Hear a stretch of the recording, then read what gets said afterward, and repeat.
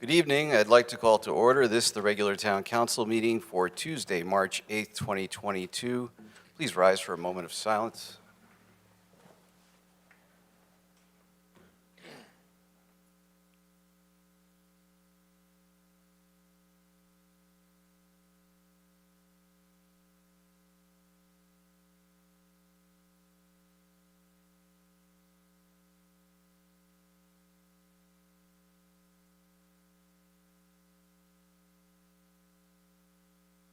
Of the Pledge of Allegiance.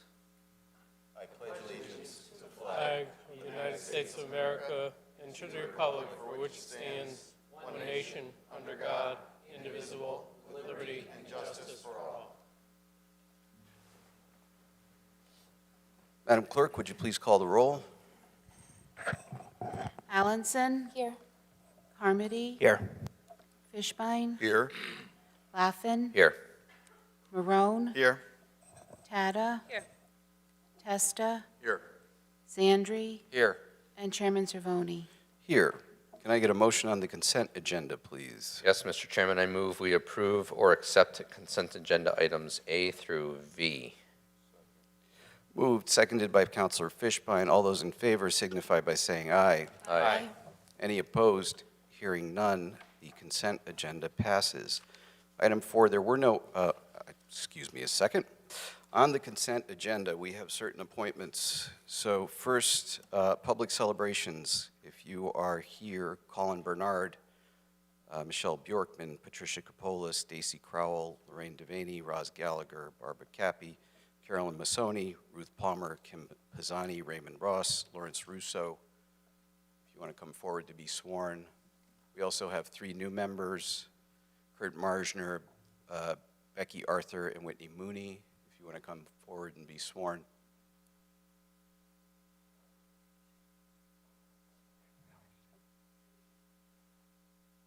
To the clerk, sorry.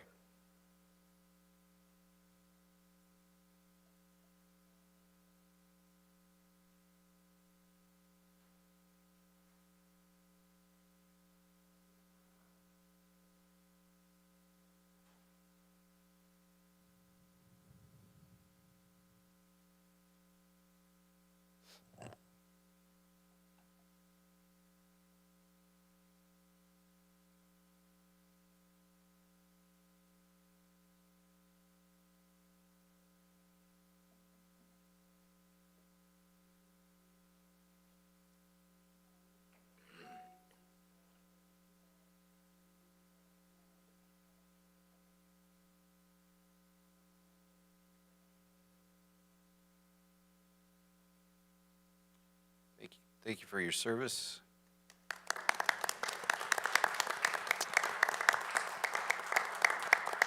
As constables, we have appointments for Tim Wall, Joe DeCunto, and Bruce Conroy. Are any of them here?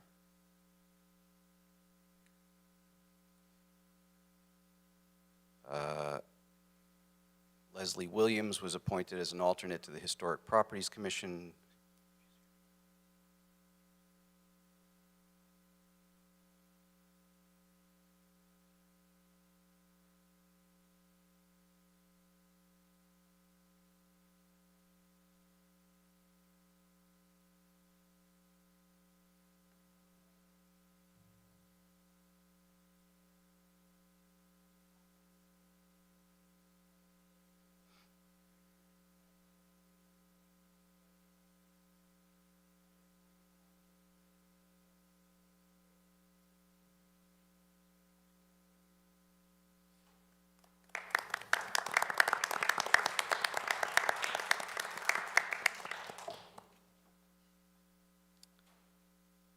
Mr. Hine, I think I see you in the back. You've been reappointed to the Planning and Zoning Commission as an alternate.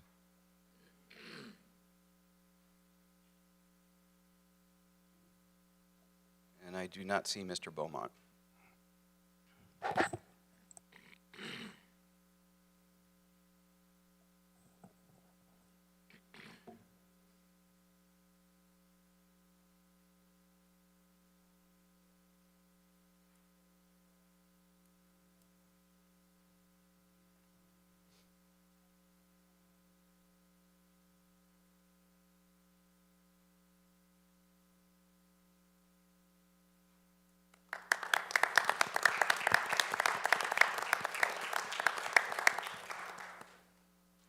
That's all we have for the results of the consent agenda.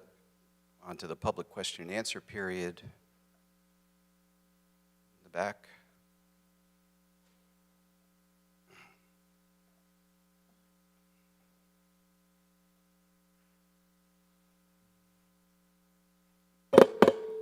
Debbie Gross, Long Hill Road. I have a question for the, through the chair to the mayor, please. Go ahead. I'd like an update on the Wooding Kaplan paving part of the parking lot. The parking lot has been submitted to purchasing for advertisement of bids. It should happen in the near future, a few days. What's the timeline on that? So once the bids go out, Then how long, what's the date line on that? well, assuming that they go out, they will be opened early part of April. And Then it would how be- long before the bids are closed? How long? Pardon, I couldn't tell what you said. When does that end? When does the bid period end? Submissions? When do they have Well, to be in by? Is there a timeline on that? Well, the bids would have to be in by early April for them to be opened, so they would have to be a Oh, turnaround. okay, I thought they were going out in April, so No, coming, no, they they'll do be back. opened- I'm open. sorry, I misunderstood you.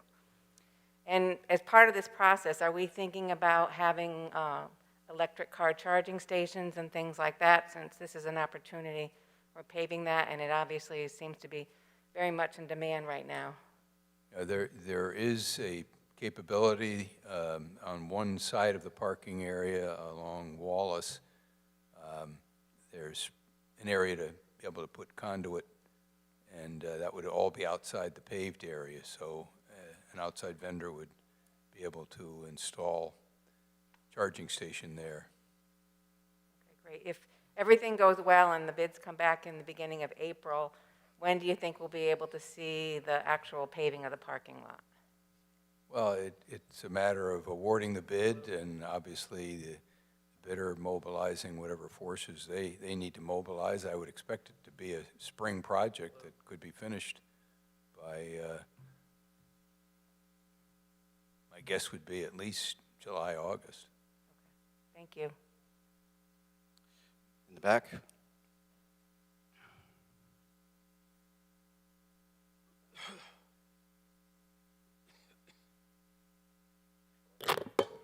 Bob Gross, Long Hill Road. First through the chair to the mayor. Go ahead. In the same vein that Mrs. Gross was asking, you said that they're making the ability to put the charging stations there. Will you go out to bid for them? Or the ability to do it is different than actually doing it? I believe we have information. A bid was put out regarding charging stations, and it's being evaluated with regard to what vendor would be one we might choose to have the work performed. But a bid was put out, and Public Works, I think, is reviewing that. Okay. And remember, we do have an electric division I think is capable of helping with that. If the bids come in higher, not to your liking, hopefully we can be done, because as we all know, the tragedy that's going on in Europe and Ukraine right now, one of the reasons that we can't shut down the aggressor Russia here is fossil fuels. And if we had the ability in the long, and no, this is not going to make the difference now, but tomorrow comes, and if we have the ability to do something now, we should take advantage of doing something now instead of waiting. Through the chair to the mayor. Go ahead. The police police presence on the internet, as you probably saw the article in yesterday's Record Journal, somebody here from the Record Journal, with the Southington Police Department, how thrilled they were on the number of hits they got, how popular it is, brings people to their website, makes them they felt in the article, put some, a face to the badge and that type of thing. How is Wallingford doing on theirs? I believe the department has been in touch with Web Solutions, the company that provides our services to us on the website, and I don't know if they've finalized the plans as yet, but they are working on it. So you're just still just putting it on the web page, not having a real interactive page with the people of Wallingford or citizens and So the website is a real page, and you know it's the Wallingford Police Department. As I've indicated, there are other sites on various other platforms that say they're the Wallingford Police Department, and I would not want people relying upon that. All right, I'm not going to, I mean, I'm not trying to say anything. Your Facebook is, or Instagram, TikTok, whatever one you want to talk about. I understand it's not what you are interested in, but it's the way that most people reach other people. Look what's going on in Europe right now. Anywhere in the world, this is the way you reach out to people, whether it's Southington Police Department, North Haven, Meriden.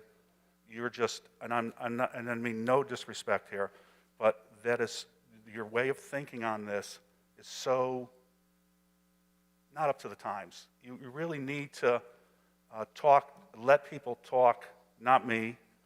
Really talk, the police were here, counselors were supporting of it. You really need to open up and really open your eyes and see what's really going on out there and let them do. I mean, what's happening in Southington is great for their police department and the town. We don't have anything like that here. If I may, Mayor, you're using the example of the lip sync video that the Southington Police produced. That's one thing, but Right. they have a presence on Facebook and have had for a while. Wallingford PD produced a similar lip sync video, I think it was a year ago. So it's not that there's a complete no presence, and they did something, this very example is something they did well before Southington did. Understand, but it's a continuing presence that the towns have. I know North Haven, Hamden, whatever town you want to go to, there's pretty much no town that doesn't have a presence on the internet except for Wallingford, and we know why. Does anybody else want to speak? Go ahead, Mr. Gross. Just to the parking lot issue, the gazebos were also, or the gazebo was in last year's budget and was never taken care of. Will it be taken care of? Because, you know, the condition of it now is not. Do you plan on fixing it or not? Or replacing it? You say it was in the budget. Wasn't it in last year's budget? I thought that was in last year's budget, or 22, 20, whatever year we are, 21, 22. I know the department is well aware of the condition and has identified that as a project. I can't tell you right now if there's money been budgeted or not. Well, I thought there was money budgeted. Anybody in the council remember if there was money budgeted for the gazebo? Chairman Simone? I think there was, but I am not certain, as I sit here. I thought there was money budgeted. But I think it's in this fiscal year. 23, 22, 23? No, the current, the one Right, the one we're in right we now. exist in. Right, 21, 22. Yes. Well, We don't know 22, 23 yet. right, that's what I'm saying. So that you said this one, that's why I agree. It's just another thing that's not getting done. That's all I'm saying. I have a lot tonight. The grant writer. The mayor, we need a grant writer. The mayor has made comment, because there's so many grants out there right now.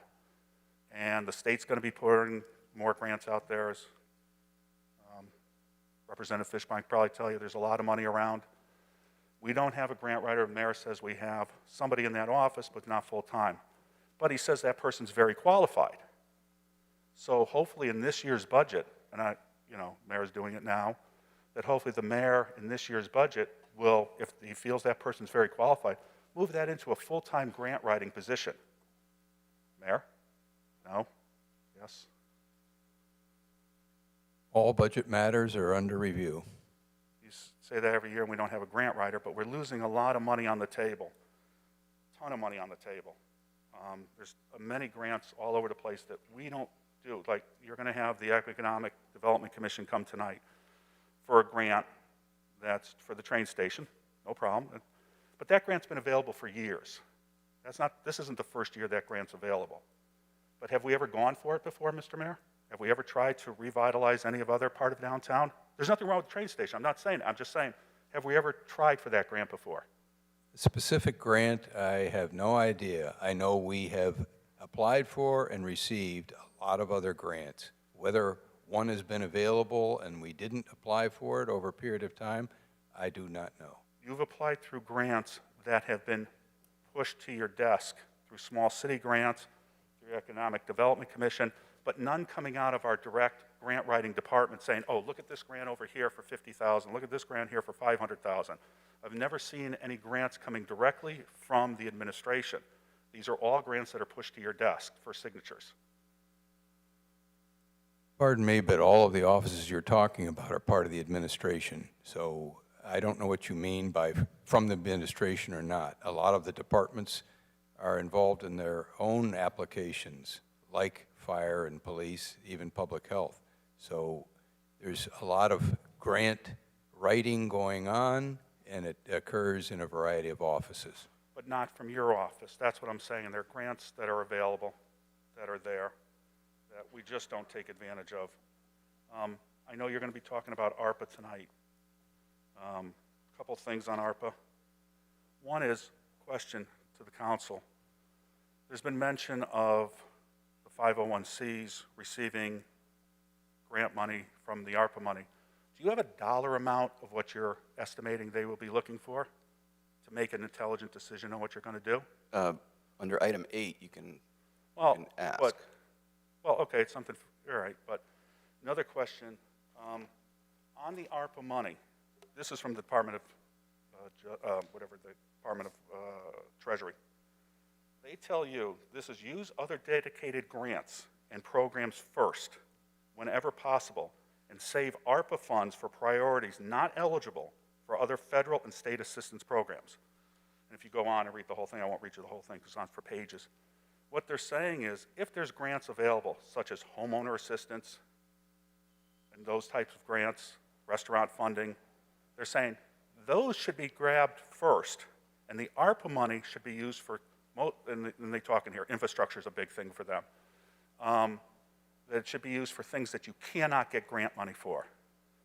In the paper the other day, Blumenthal, Senator Blumenthal from Connecticut, is pushing for more restaurant bar money. So if that money becomes available and you're putting money out to other businesses, what do you do at that point? And there's a good chance that money is going to become available because of the economic times we're in. So those are just food for thought. Thank you. Thank you. Anyone else for public question and answer? There being none, on to item 6, which is to consider and approve the appointment of Ed Stork as alternate to the Zoning Board of Appeals, effective immediately and expiring January 8th, 2024. Is there a nomination for Mr. Stork? Mr. Chairman. I'd like to make a motion that we approve the appointment of Ed Stork as an alternate to the Zoning Board of Appeals, effective immediately and expiring January 8th, 2024. Second. Moved, seconded by Councilor Carmody. Would you like to speak further? Sure. I don't have much to say for a change, but first of all, Mr. Stork is more than qualified for this position.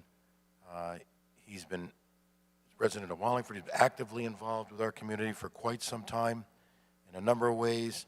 He's a practicing attorney, is well respected, very intelligent, and very reasonable, and very committed to the community. And I think he would do a fabulous job. Aside from that those personal notes, I would stress, as I have multiple times in the past, that he was recommended to the town council after consideration and a unanimous support of the Democratic Town Committee, which fits in line with the type of procedures and traditions and protocols we've tried to adhere to for the most part for a very long time. I suspect somebody has something they want to ask or talk about, given that this particular appointment was pulled off and we agreed to 22 other appointments via a voice vote on the consent agenda. So I'm not going to preemptively answer what anyone else might say, but I'll hold, and I'm prepared to speak further if necessary. Thank you very much. Anyone else on the council care to speak? Councilor Zandri? Thank you, Mr. Chairman. So we received an email probably about an hour before this meeting. And, you know, I want to clear up a few items that were in this email because, first off, the outline of the email is basically about the appointment, but there's a couple of things here that, as far as I'm concerned, completely misrepresent what's going on here this evening. So the first thing that I want to outline is the fact that, the email was written by Mr. Stork to all of us, and it basically outlined that, he learned that I was going to vote no. I had reasons I was going to vote no, and I actually only made these reasons known to those of us that have had conversations as we've run into one another, because we obviously can't caucus together. So when I've been on the phone with somebody and we had a conversation, gee, why was this item not included as part of regular consent? Why is it its own item? And then the discussions ensued. So to sit here and read something, I have since learned that Councilor Zandri plans to vote no. That means that somebody from up here discussed my decision with Mr. Stork, which I don't know how I feel about that. I don't recall outlining that I didn't want to have my thoughts known. I don't think I said that. But, there's a level of trust that you make an assumption on when you're having a conversation about something that all of us are going to vote upon. So I'm a little concerned with that.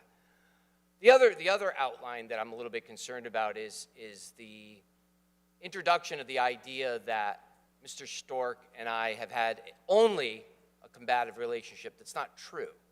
All right? We've had friendly exchanges. We've had disagreements and walked away and decided that we were never going to agree on that item. If I recall correctly, I even spoke with him at a social event, and I told him at the time that there was a lot of different stuff going on with the committee, and I'm trying the best that I can to let bygones be bygones. And this was probably 3 years ago. So in this email, he outlined the fact that, he was in one of my groups on Facebook, and him and his wife were suffering some unfair treatment by another individual who I'm not going to name because he's not in the room. And I did communicate with him that the communication to him and his wife in that group was unfair and that I would be cleaning house. Now, he identified that the harassment never stopped, and it's true.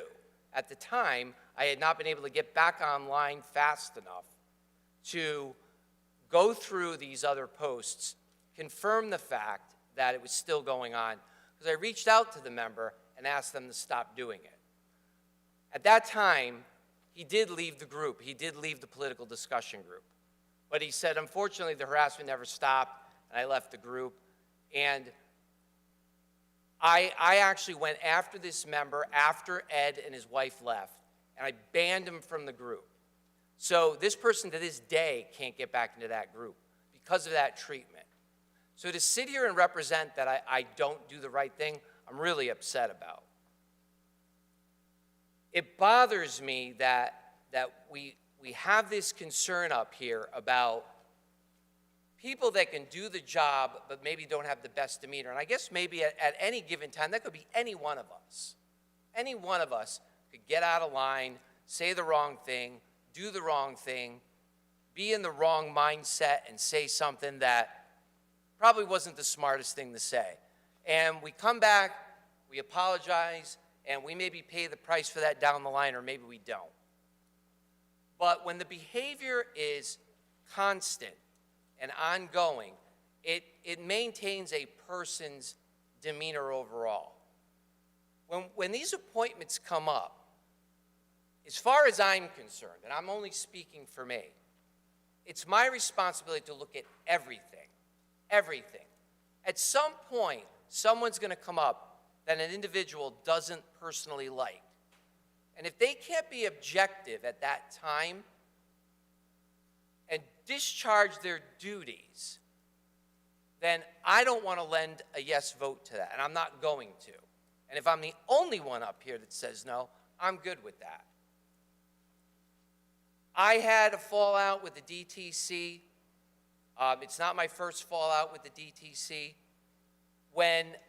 Before the fallout, when I had problems with individual members of the DTC, I removed them from groups on Facebook, my groups. When the election time came through at 2020, I want to have the right time frame, I was asked by one of the individuals that I removed if I could relent and put people back on because they had critical information that they wanted to get out to the people. And I said, that's fine, I'll do it. I want the personal attacks on me to stop. And that was the only request that I made. And I reintroduced those people to the group so they could communicate the information they wanted. Once they got what they wanted and more time passed, the attacks picked back up again, and I removed all these people again. I have a right as an individual on my own personal page to not go through harassment. Now, maybe if I've got a political entity page, I got to deal with it. But this is the page where I put pictures of my kids, my house, my car. I don't need to take that bearing on my personal page. In the public groups that I run, I still have to see these individuals because I have to administer those groups. When those attacks continue there, I remove them as well. So when I get back to the story about the behavior beyond, the same type of activities that occurred to me in my groups were extended to the administration of other groups that I'm only a member of. Those admins removed some of these people, including Mr. Stork. So if it's behavior that is coming at me, that's one thing. If it's continued behavior to other members of the public and they take the same action, to me that says this is a pattern of a behavior that people don't want to deal with. And I don't want anybody having to go to ZBA and have to deal with something that I believe can't be objective and cannot make an unbiased decision. That's why I'm going to vote no. Thank you, Mr. Chairman. Anyone else in the council? Anyone in the public care to speak?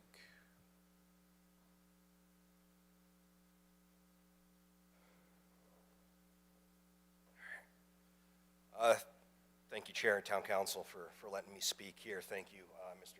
Councilor Testa, for your statements here. If you could just please identify yourself for the Sure. record. Ed Stork, Staffordshire Commons Drive. Thank you. Up until this afternoon, I really had no idea why I was singled out and pulled from the consent agenda. I had a little bit of an inkling because it was told to me something about my internet reputation preceded me. Again, I still sort of scratched my head because I've never done anything inappropriate, despite what Councilor Zandri is saying here. And actually, his timeline is a little off as well, because he kicked everybody out of the group when he resigned in June of 2021. My wife was actually kicked out of the group too, and she's not even part of the DTC for no reason.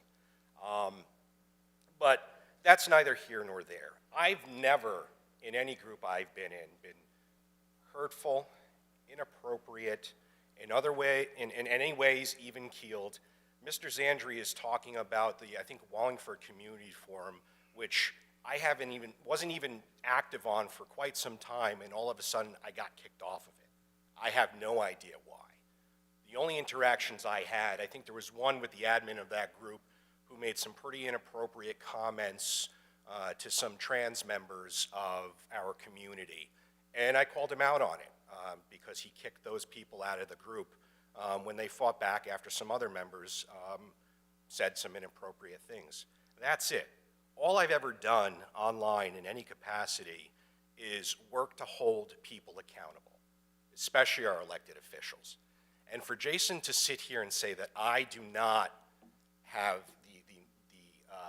temperament to hold a job, volunteer position as an alternate on the ZBA is absurd. Part of the documents that you didn't discuss that I sent with, I attached, And if we're going to talk about who should be on these boards, and I won't say the names, but people will know. In June 3rd, 2020, the current chair of the ZBA shared a meme. It's from Black Lives Matter picture, some people holding their fists up with the caption, "Thank you for providing us the best argument for gun ownership in 245 years. Yet my temperament is in question." Going a little further back, the same chair of the ZBA, and I think this is actually sort of a recurring thing since 2016, that a lot of people have sort of become emboldened to speak their mind, regardless of what they're actually saying. The chair of the ZBA here posted a picture of Clark Griswold from I think this is Christmas Vacation, fantastic movie. It's him giving the middle finger and says, "How I feel when I see a Hillary Clinton supporter." Yet, my temperament's in question here. Mr. Stork, just for the purposes of the video, if you could stay closer to the mic. Oh, sure, I apologize. Quite all right. Then also, the vice chair of the ZBA, on October 27th, 2020, shared a meme that says, "Biden, holy shit, if this asshole wins the election, we're all screwed. A mental retard commie bastard. Our president, holy shit. You thought we were screwed with I Hillary?" know you're quoting a meme. I'm just going to ask you to watch the language. If you could substitute something, I'd appreciate it. Well, it's on a public Facebook page for the vice chair of the But it's ZBA. not part of the meeting. Well, it is, because I presented it to all of you before. And Let me ask you a question, well, if I may. sure.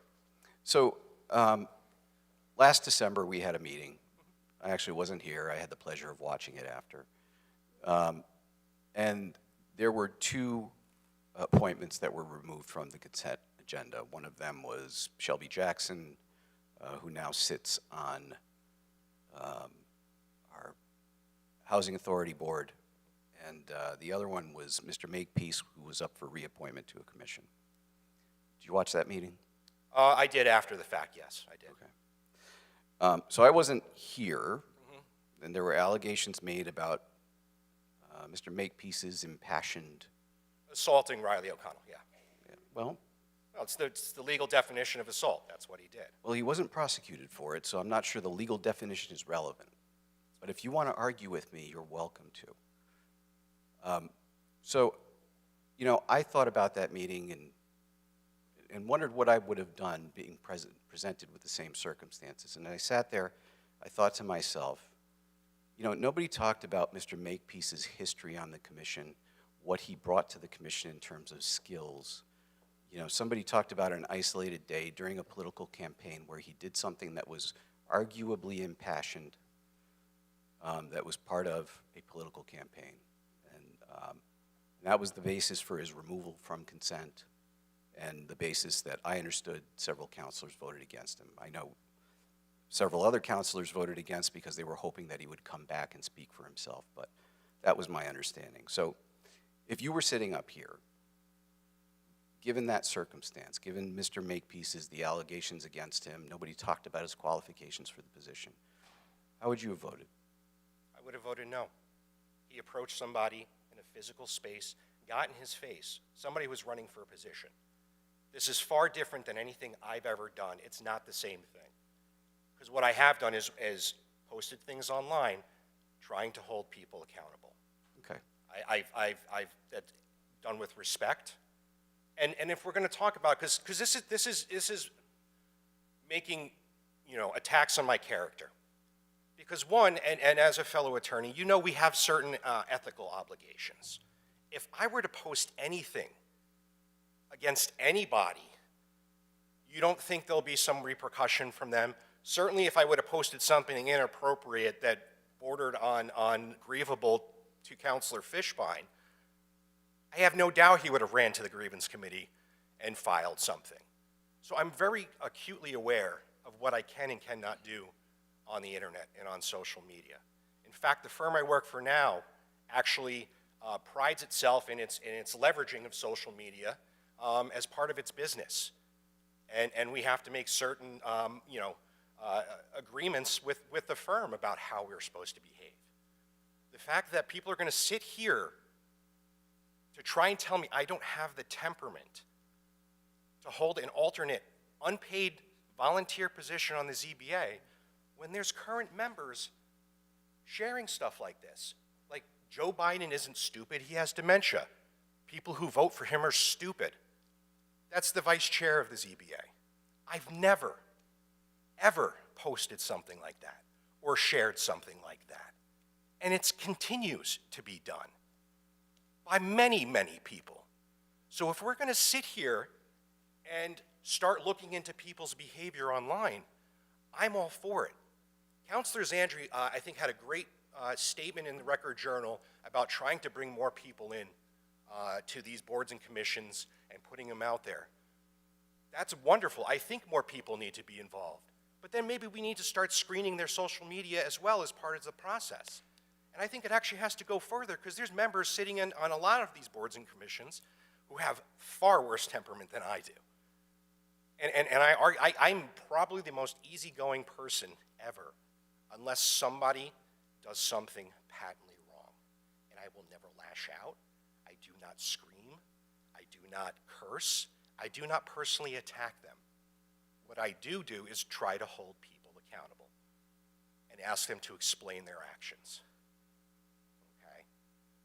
And the one incident that happened in that group that Counselor Zandri is going to sit there with a straight face and talk about happened months before I even got kicked out. I actually stopped posting because that group was a dumpster fire, much like Counselor Zandri's groups are.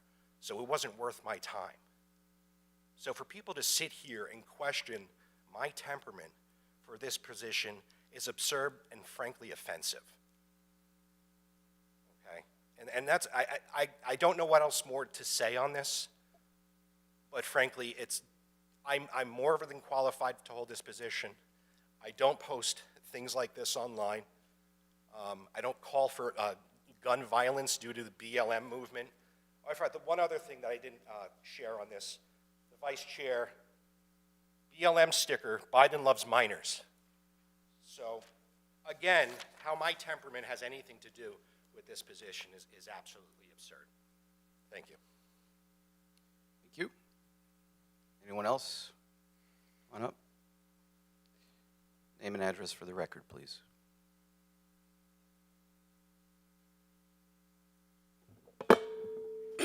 Rebecca Highland, Haller Place. I'm going to set my timer for my 3 minutes. So here we are again. This is becoming a disturbing trend. I was here 2 months ago when we discussed the appointment of Ms. Tomasi, but 2 months later I'm here talking about why we're censoring as a government body what somebody says and then punishing them for what they say. So, first, I think this idea that you are, and I don't know how everybody's going to vote. Only one person has made it clear. But the idea that he is being held accountable for behavior online is ridiculous. This is that intellectual dishonesty that I brought up last time. It's a red herring.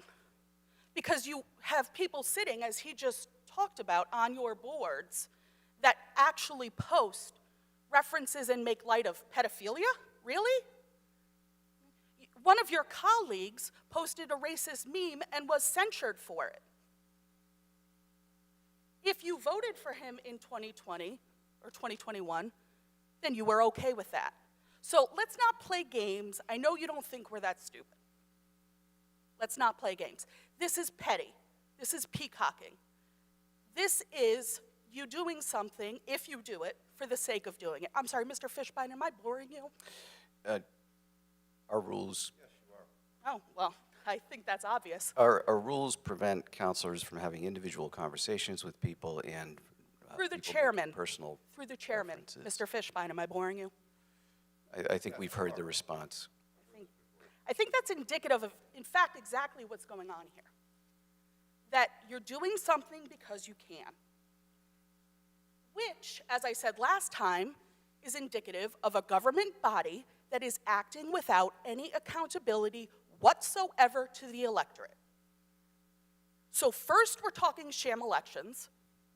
Now we're talking government bodies suppressing somebody's duly exercised First Amendment rights because they don't like what he said, not because he said something inappropriate. He didn't. There are people who have said inappropriate things, but that's okay. Sham elections, First Amendment violations. If I get another 3 minutes, I can go into why putting people off of your Facebook groups is in fact a constitutional violation, but that's It's an not, issue and for- I'm gonna, It is. Councilor Zandri, address that. you're out of order, please. Thank you. You'll be able to comment when we come back to Thank the you. council. And I'm happy to address it. I have a degree from a law school that's known for its constitutional law practice, but we can talk about that later. So, yes, there's my 3 minutes. Anyone else? Gentlemen,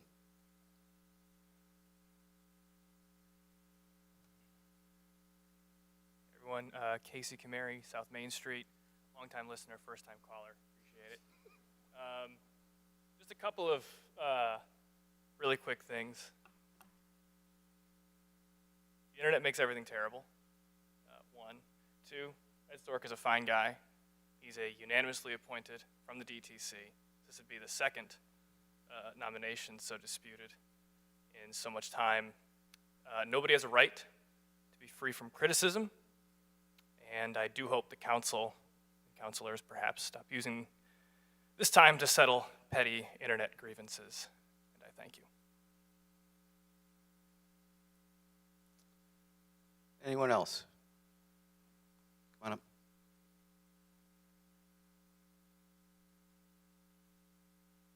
Christy Durr, Penny Lane. I just wanted to speak on behalf of Ed. I've known Ed the last 4 years and worked with him on the DTC and numerous other projects around town. Ed's a stand-up guy, very reasonable. I've always felt safe and comfortable with Ed. I've used him many times for his ability to read and understand legalese and explain it to the common folk.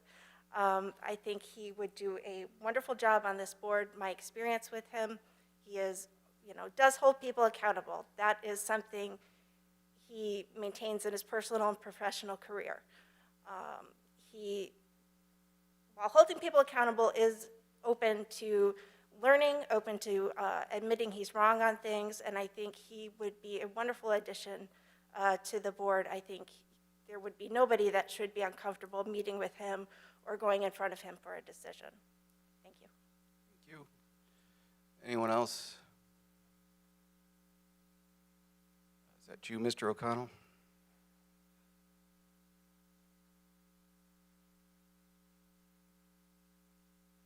Riley O'Connell, 30 Northford Road. I'll be honest, I didn't really come to this meeting to speak on this in particular. I was here to listen to a lot of other things. Other than it being pulled from the consent agenda, I didn't really know what the issue might be. The reason I came up to speak was I just want to be absolutely clear. Any comparison between this conversation and this appointment and the one with the discussion we had about Ed Makepeace last time, Mr. Makepeace last time, is a shameful comparison. I understand, Chairman, you weren't here for that meeting, but we're talking about someone crossing a line versus someone that a counselor, or maybe several counselors, may disagree with. Right? There's a big distinction there. And from that note as well, I hope I didn't open up a can of worms by holding our appointed officials accountable to now using that as an excuse from standing up there for sitting up there to then bully anyone you don't necessarily agree with. There's a big distinction between the two. And again, Councilor Zandri, this is coming from someone who has a great deal of respect for you. Let's focus on being a good legislator. You have a great item on the agenda today, as opposed to picking these fights that just aren't worth the time as legislators to be focusing on. Because so far all I've heard tonight is that there was a disagreement. Now, if Mr. Stork crossed the line, then let's put that out there and then move on. But all I've heard is that people aren't on the same page. And thus far, from everything else I've heard tonight, not only is he qualified for this position, but his character is not in question. And so I just hope that We distinguish between holding our elected officials and our appointed officials accountable from crossing lines that shouldn't be crossed and using positions to prevent people you disagree with from serving otherwise. That's all I wanted to say. Thank you. Thank you. Don't see any other hands. I bring it back to the council. Councilor Fishbein. Thank you, Mr. Chairman. So I wasn't going to say anything, but then there was an offhand reference to an incident in June of 2020, I think it was, where I made a mistake. And I admitted that I made a mistake. And I was asked to apologize. And I apologized. Wasn't enough. And I came to this body. And this body debated it. And this body determined that we're going to hold our elected officials to a higher standard. And I accepted that. I accepted that to the extent that I even voted for my own censure, which I don't think anybody's ever done. At that point, this body said, we are setting a standard. And I took that and I learned a lesson. What's before us here tonight, well, and I learned a lesson, and I had the temerity to take my fault and how I dealt with it and go to the people and ask the people of this town whether or not I was acceptable in their eyes to continue in office. It took a lot to do. And the people of this town in the state rep race voted that I was acceptable. And recently for town council, voted that I was acceptable. What's before us here tonight, you know, it's some towns in the state elect the individuals. That activity is appropriate, but I leave it to that body perhaps to do something as this body did with me. But then to say that they're bad, and we're just going to accept it all, that just brings the whole process into the gutter, quite frankly. That's the reasoning for my vote here tonight. So, thank you, Mr. Chairman. Councilor Zandri. Thank you, Mr. Chairman. So I'm going to address a couple of comments that were already made. With respect to all the other individuals that currently sit today on these boards and commissions that are taking up this type of behavior, they're not here today. If they were here for a vote for appointment going forward, like Councilor Fishbein said, when we decided we were going to start cleaning our own house, taking a better look at who we're appointing, I would vote no for them too.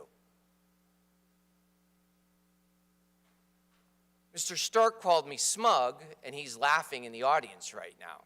So, you know, you want to make comments when you're at the mic and call us out. We're going to call you out as well. The attitude of we're going to take our decisions and deal with them as we move forward. The people on the DTC that opposed my appointment still haven't done that today. One person reached out and had a conversation with me. One. He's here tonight. Everybody else doesn't like the fact that I'm sitting up here. And that's going to be their attitude going forward, and that's fine. But when you want to talk about why things don't happen, don't move forward, that's why. The comment about First Amendment rights and why groups in Facebook need to adhere to them is completely wrong. It's wrong. You do not have a First Amendment right this moment, to cross this street and go to the Elks Club and speak to their membership this evening. You do not. You are not a member of the Elks Club. You can ask members if you can go in and address the body. If they support and bring you in, you can do so. Otherwise, you're not going to be allowed to speak to their membership. A Facebook group is a membership of individuals. If you don't meet the criteria of the group, You don't get in, you don't get the opportunity to speak. Your rights are not being trampled upon. You want to create your own group? Post away. You want to put your own thoughts on your own private board there? You're free to do so. Nobody is restricting you if you don't have membership. That is always misrepresented, and it always comes down on the admins of the groups who take hours and hours out of their week to deal them. And if there's such a dumpster fire, what do you want to be a member of that group for anyway? What are you worried that you were kicked out of the worst groups in Wallingford? They're all a dumpster fire. And I agree that Facebook is a huge suck on time. It certainly is, if that's the way you're going to use it.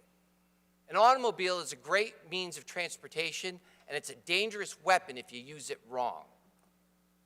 The groups can have many positive outcomes for communication and for getting information out there. But there's a level of decorum that has to be had. And one of those members of those boards and commissions, because I still won't name the person, I booted them out of the group for the behavior as outlined. So, again, I'm not above anything else that happens to any of these other elected positions, but I'm the one that's got to make a decision today, and I'm voting no, period. Thank you, Mr. Chairman. Anyone else on the council? Councilor Testa. Thank you. Well, let me say this. A lot of the discussion has, and the passion and the animosity and so forth, frankly, is understandable given certain histories. But a lot of what we're hearing and talking about is really anecdotal right now. I would just ask my fellow councilors to step back a moment, and I tried to get an idea of how people felt about this. We can't have private meetings, but I talked to a couple of people and said, what's going on here? What do you think? Why do you feel the way you do if you feel anyway? And I still believe that when we walked in this evening, a good number of us potentially had not made up their minds yet. And in that light, I would appeal to you as a colleague to think about, I guess, again, the professional courtesies we extend to one another, the protocols we try to adhere to that for a long time have kept things going pretty smoothly, a recognition of following precedents in a lot of matters, especially those that are inherently political insofar as their appointments based on nominations, and for those things we rely on our respective parties and those people who are elected to serve and represent the larger number of their their individual parties. And to not respect or honor or agree with or approve those recommendations or requests from ourselves to one another, to not honor those requests, I think one needs to have a really strong, legitimate reason. Mr. Sanders, your position is very clear and it's understandable and I respect it. From everyone else, I really can't imagine anything that would rise to that level of a strong enough objection to a good person who you might have some disagreements with. We should not be basing decisions on how people express themselves, the words they choose to express themselves with, unless they've rise to the level of threat and danger and that type of thing. We can judge people based on their behavior, especially when that behavior indicates a certain, well, I'm not getting into anybody else, but behavior is different from speech. So I guess I'll just ask, if you thought you had your mind made up, Give it another thought. Please. Think about where we're going from here. Think about the place we've kind of put ourselves into, and I'm responsible for that to an extent. But yet, even though I was involved intimately in that notorious issue we're talking about, at that same meeting and at subsequent meetings, I've continued to stress the bigger picture of what I'm talking about here. We're going to continue to have to work together, and gladly so. We will continue to have appointments. We are going to be making so many decisions on so many things, and we're seeing more and more splitting of our communities based on what people think and what they say. And this maybe this is a good time to maybe say, you know what? Let's not further that tonight. Let's take a step back and say, you know, let's give the benefit of the doubt to someone whose intellect, integrity, professionalism, and so forth is not in question. And perhaps whatever passion may have shown itself in the past to get under somebody's skin can be put to good use on behalf of the community on the ZBA. So that's my last appeal, and I'll leave it at that. Councilor Allenson. Thank you. So I do have to say that this came across for me, and I thought it was also an interesting choice, especially considering, so we had gotten like 20 appointments. So while I do understand that there is an argument against this one person, we did appoint a lot of other people, and with no argument whatsoever, because let's face it, they're good people, and I don't think Mr. Stork is not a good person. But I'm here on my question of his ability to be fair with people who have differing opinions comes from something that it was actually like my first ever experience inside of one of the groups. He referred to Republicans as repugs, like repugnant. Yes, and I was like, you know, the G, maybe it's next to the B, I don't really know, you know, whatever. So I thought it was an interesting choice of words, and somebody asked him to elaborate, and, you know, of course he didn't. So this is the thing, and I don't think that any of us are above reproach. Certainly in my youth, I look at my old Facebook posts, and I'm like, bro, what were you thinking? Like, all the vague booking that I did as an early 20 person, all of the like emo posts that I made, and I'm like actually a little ashamed of myself because I was so out there and emotional and like, but really unspecific. So I'm like, damn, what was going on in my life at that point? So the thing is, if somebody were to come to me and tell me that one of my posts from basically whatever time, and any amount of time ago offended them and hurt them, or that those posts were called into question for maybe being unfair, I would say this, you know what? It's possible that I said that, and that I offended, the fact that I offended you, I'm sorry. I'll go back and find the post, maybe take it down, but I can only apologize for the me that was me yesterday. The complete lack of admission that any of this took place, I was actually afraid to talk in any of the Facebook groups because of people, not just Mr. Stork, people in my own party. I didn't want to be associated with some of the people who acted irrationally in my own party. But I also didn't want to be associated negatively with members of another party simply because I was that party. If you don't know me, and you're not willing to listen to me and take me at face value, I don't feel comfortable talking. And I don't feel comfortable in most of those groups even still, because I do feel oftentimes like it's the same group of people who talk around in circles. And if I say something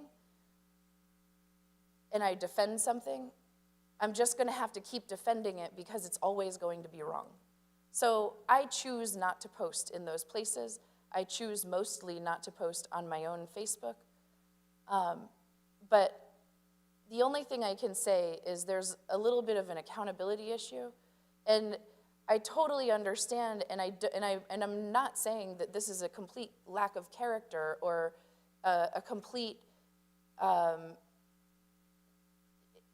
but this is something that maybe we take a step back and we say, do you remember all of the conversations in which you offended people? Because when you're removed from a group, all of those conversations disappear.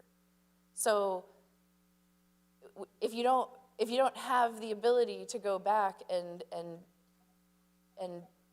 look at that, and you're unwilling to take accountability because I can see and hear you, it's okay. I'm not attacking you personally. I'm just saying you have to take accountability for things that maybe you didn't find offensive, or maybe you felt that you were right, but other people clearly didn't and felt like they couldn't talk because of what you were saying. So in any case, I do find it interesting that we're being held to one appointment when, we had no objections to the others, because we don't watch the other, we don't censor everybody's Facebook. We don't care, but this is the person you put out there.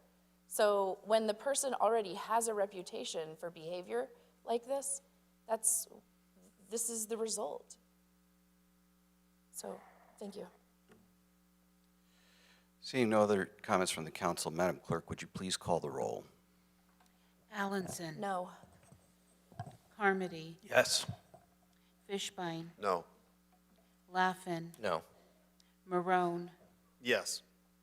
Tata. No. Testa. Yes. Zandri. No. Chairman Cervoni. No. The motion fails. On to item 7. We have a motion. I don't know what the motion would be. Appropriation of funds? Yep. Give me a second. Let people clear out. Sorry, I didn't highlight that part. It's all right. I wish I said something. The motion would be to appropriate funds for hiring a design firm for the historic railroad station. You need a dollar amount, right? I'm just looking up the dollar amount. Sorry, I didn't write it down.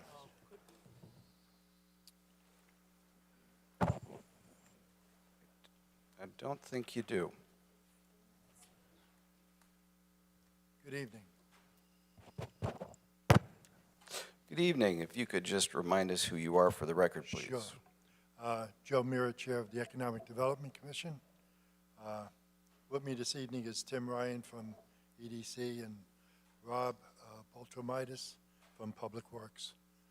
I'm going to turn it over to both of these gentlemen to review the RFP that we've received. Good evening, councilors. I want to thank you for allowing us to address you tonight. We had mentioned when we started this project that our timeline was extremely tight, and I'm here to say very proudly, frankly, that we are right on time. Back here on March 8th, as we said, back in January. I want to thank publicly the team of people who have worked diligently on the RFP process. Rob Bolter-Midas to my right, Allison Kapuscinski, our town engineer, John Walworth, who's a retired civil engineer in town, and Bob Wiedenman, a local building contractor. You can see that the breadth of talent that we've put together on the team that evaluated the RFPs covers the great scope of work. We did interview 4 firms when all was said and done, and a firm named Silver Petroselli out of Hamden was the highest composite score through the process that was shepherded by the purchasing department, and thus we're hoping to award them the RFP. So we're here tonight. I did get everyone a letter dated yesterday. We're here tonight to request $61,800 from the council for the first two steps of the process to take and make our historic railroad station a very special commercial space. With that, I'm going to turn it over to Rob and ask him to review some of the details. Thank you, Tim, for your record. Rob Ultramitis, Public Works Director. I think Tim did a pretty good job of describing this. We did put out an RFP to solicit architect teams with mechanical engineers to do a survey of the existing building and do schematic design, and then eventually roll that into design development and final contract documents. As Tim mentioned, we actually received 6 responses. 2 were excluded. They didn't have the requisite historic experience we were looking for. We're looking for a certain expertise with SHPO, State Historic Preservation Office. Of the 4 that did qualify, we reviewed their technical submissions as well as interviewing those firms. Based on that and in totality, following our purchasing rules and regulation, weighing those composite technical scores and cost proposals, Silva Petrocelli of Hamden is the firm that we are recommending to use on this project. As Tim mentioned, we're asking for a total of $61,800. That actually gets us through both phases of the RFP, both the building survey schematic design, as well as the design development and final contract document. So it's really a great price, and at the end of the day, when we have that deliverable contract documents and we're essentially shovel-ready, makes us a great candidate for the grant application that we discussed with you. Ready to make a motion? Yes, Mr. Chairman, I move that we appropriate $61,800 for hiring a design firm for the historic railroad station. Second. Moved, seconded by Councilor Tata. Thank you, Councilor Fishbein. Thank you, Mr. Chairman. Good evening, gentlemen. Gentlemen, I want to go back in the process here because I am in favor of something happening with this building, but I'm a little troubled with how we got here. So I think it was January 18,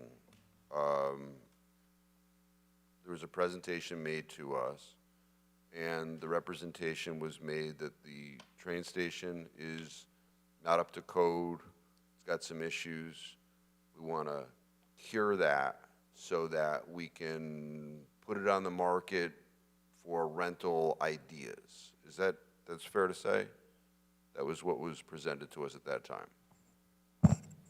I don't recall a representation of any comment about its current condition in terms of code compliance, because I know nothing about that. So the whole concept is to take the historic railroad station and evaluate the building envelope.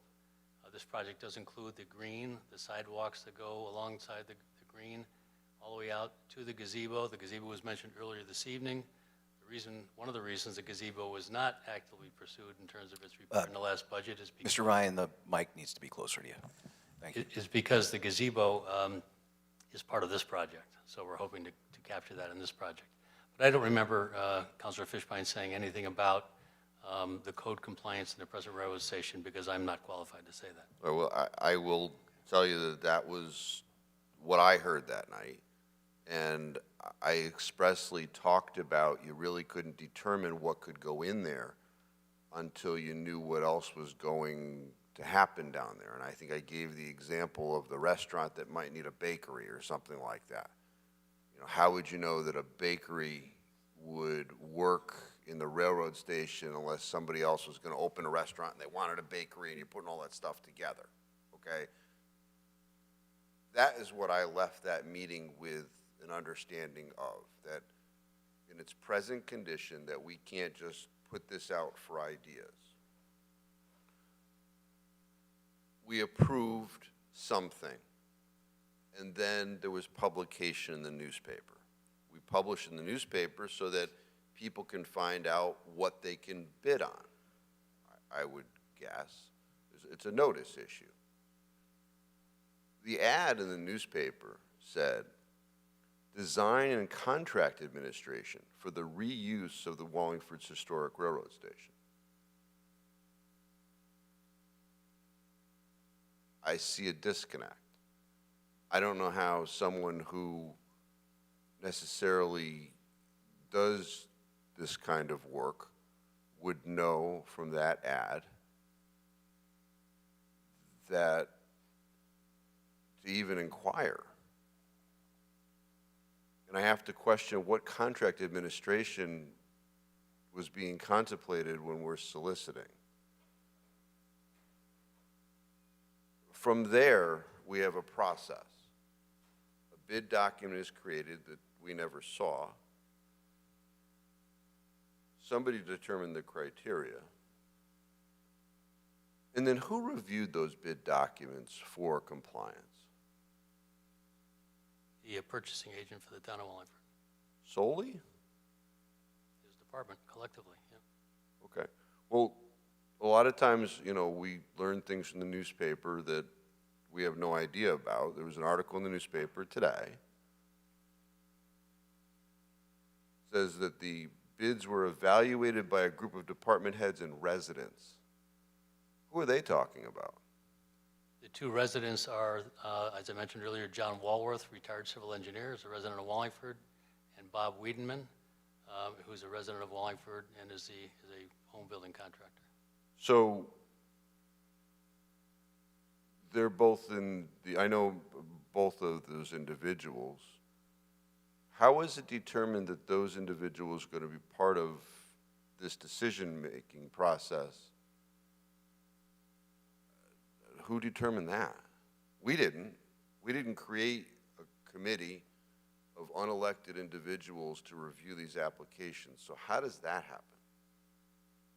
So we had spoken amongst ourselves, the purchasing agent, Rob Boltramitis, the town engineer, what skill sets would be best suited to sit on the group that would evaluate, help build the RFP in conjunction with the purchasing department, and then what group would be best suited to review the RFPs when they come in. And that's how we formulated that group. So the purchasing department is ill-suited to review their own document and the qualifications of the individuals? No, but it's very common to form a review committee of the technical components when we're following the purchasing department's guidelines for the AB system. And what policies and procedures has this town put into place to make sure that individuals, and I am not casting dispersions against those individuals, or I think it's aspersions. We have the potential of an ethics issue here. When somebody who does not fall within the ethics code is being given power to award a contract, essentially.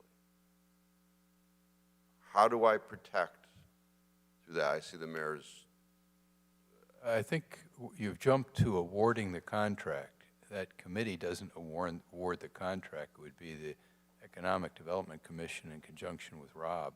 But this doesn't vest authority in any person without authority other than to provide expertise, advice as to what specifications should be written. And that's the purchasing office does not have the expertise to write specifications for the wide variety of projects, services, et cetera, that the town is involved with. And you just think about the utilities. I mean, utilities write specs too. But those but there's no authority in any residents who help them to award a contract. The awarding is done by the agency, in this case, Economic Development Commission, that picked up this project and is trying to bring it to completion. The group that wrote the specs isn't the group that awards the contract. But they are the group that scored the contract, that scored the bids, correct?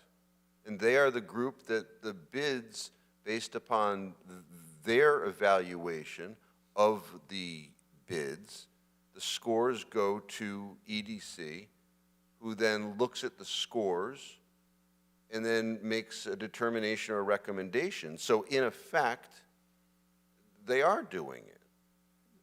They're not making the decision to award. If there's a problem somewhere in there, economic development would not go forward with it. I don't see where they have the authority to award anything. That's a decision by the commission. How do they get the power to, well, I guess because somebody just determined it without our knowing. To be a part of this procedure. I'm just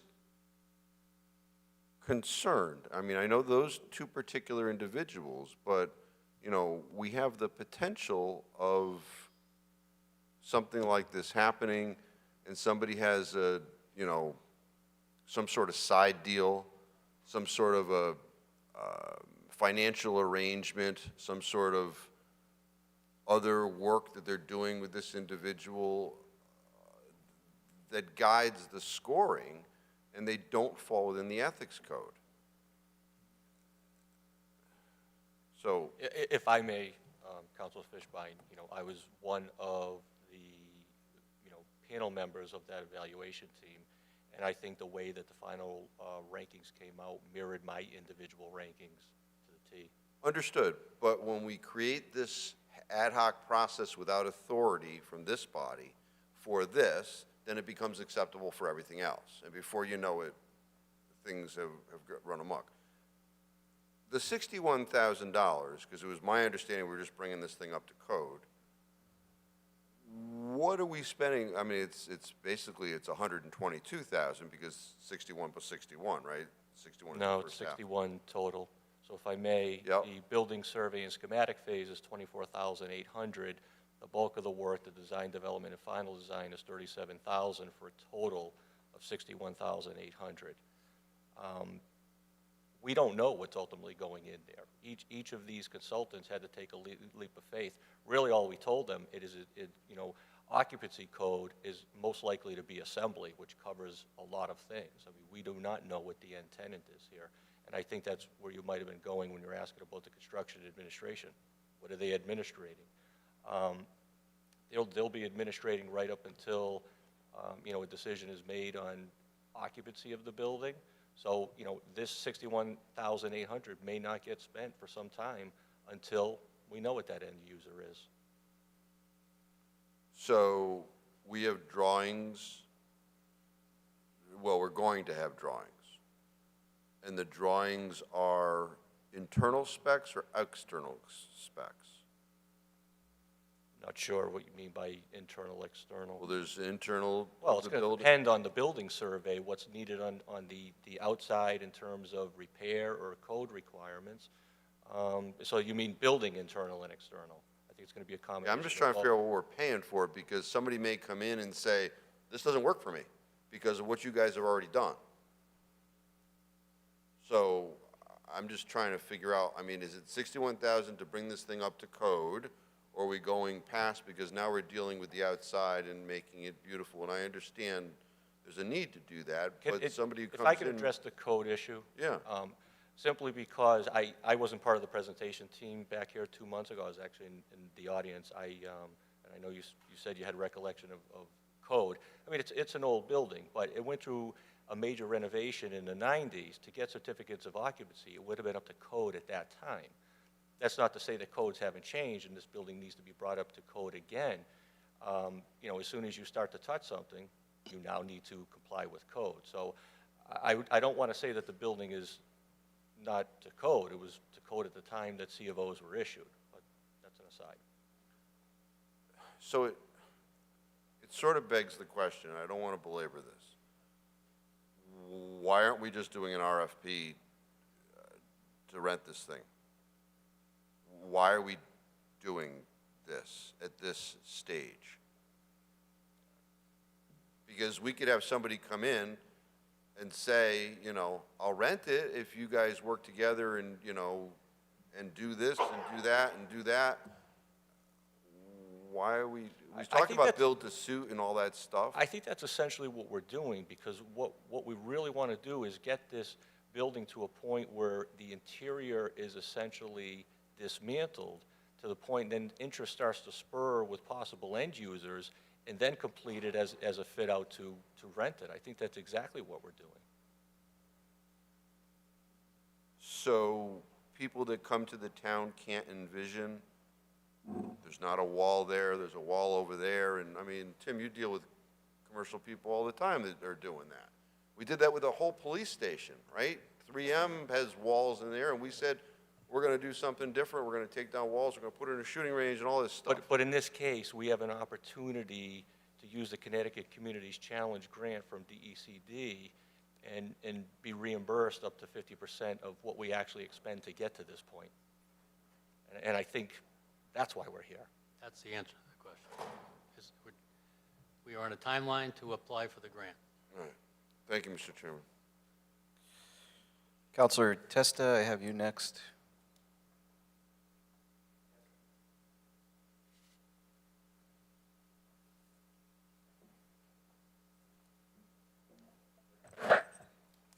Sorry, thank you. Sidebar, sorry. Yes.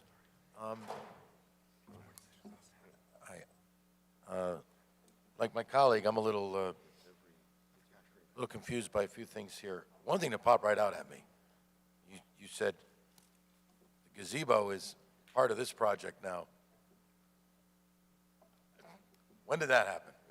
When was there such a thing as a Well, I project? think it's, Councilor Testa, I Somebody think it's said- hard to. somebody said that. Yeah, well, I think it's hard to separate the railroad station from Manfreda Fishbein Park.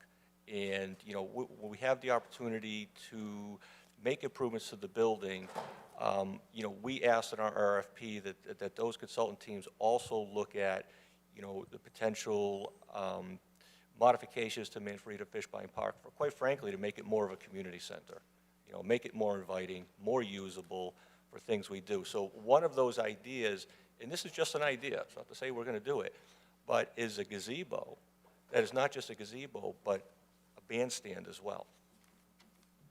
And I think it's a great idea. So those are the things we're looking to have an architect and design team actually look at and give us a complete project of not just the building, but the park as well. Okay, well, thank you. The reason I ask is I don't have the same sense of urgency regarding making a final decision on what to do with the train station and the need to rebuild the gazebo, because as far as I'm concerned, it should have been done already. I thought it had been talked about and we approved the money for it. It's an absolute embarrassment. It could be rebuilt in 3 days. So I'm going to be a little taken aback, or I am taken aback, because a large part of what I wanted to stress this evening was moving slowly on what this is about. And if moving slowly means it's going to be that much longer before the gazebo gets completed, that doesn't make me happy. It also sounds like there's,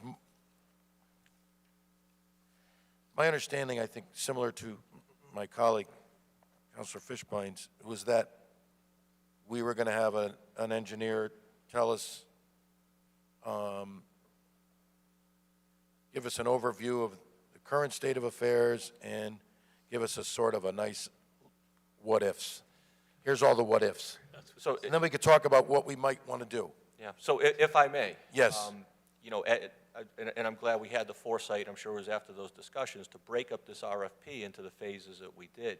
So we're looking for about an 8-week deliverable time frame on that first phase of the building survey and some schematic design and ideas. And if you wanted to condition this evening on us coming back to you at that stage with more information, we'd love to come back. Well, I just want a better understanding of what you're going to get done, because I may be misunderstanding you or somebody, but it appears that there's some expectation that there's going to be some true design work as a part of the product we're going to get. Well, it's part of the final product. Well, design work to me implies use, a determination of use, and we haven't determined use. We agree. We agree. Is it all going to be, we agree? We agree. So it's all going to be coming in? You know, when I hear that just sounds like somebody has an idea for what to do with this already.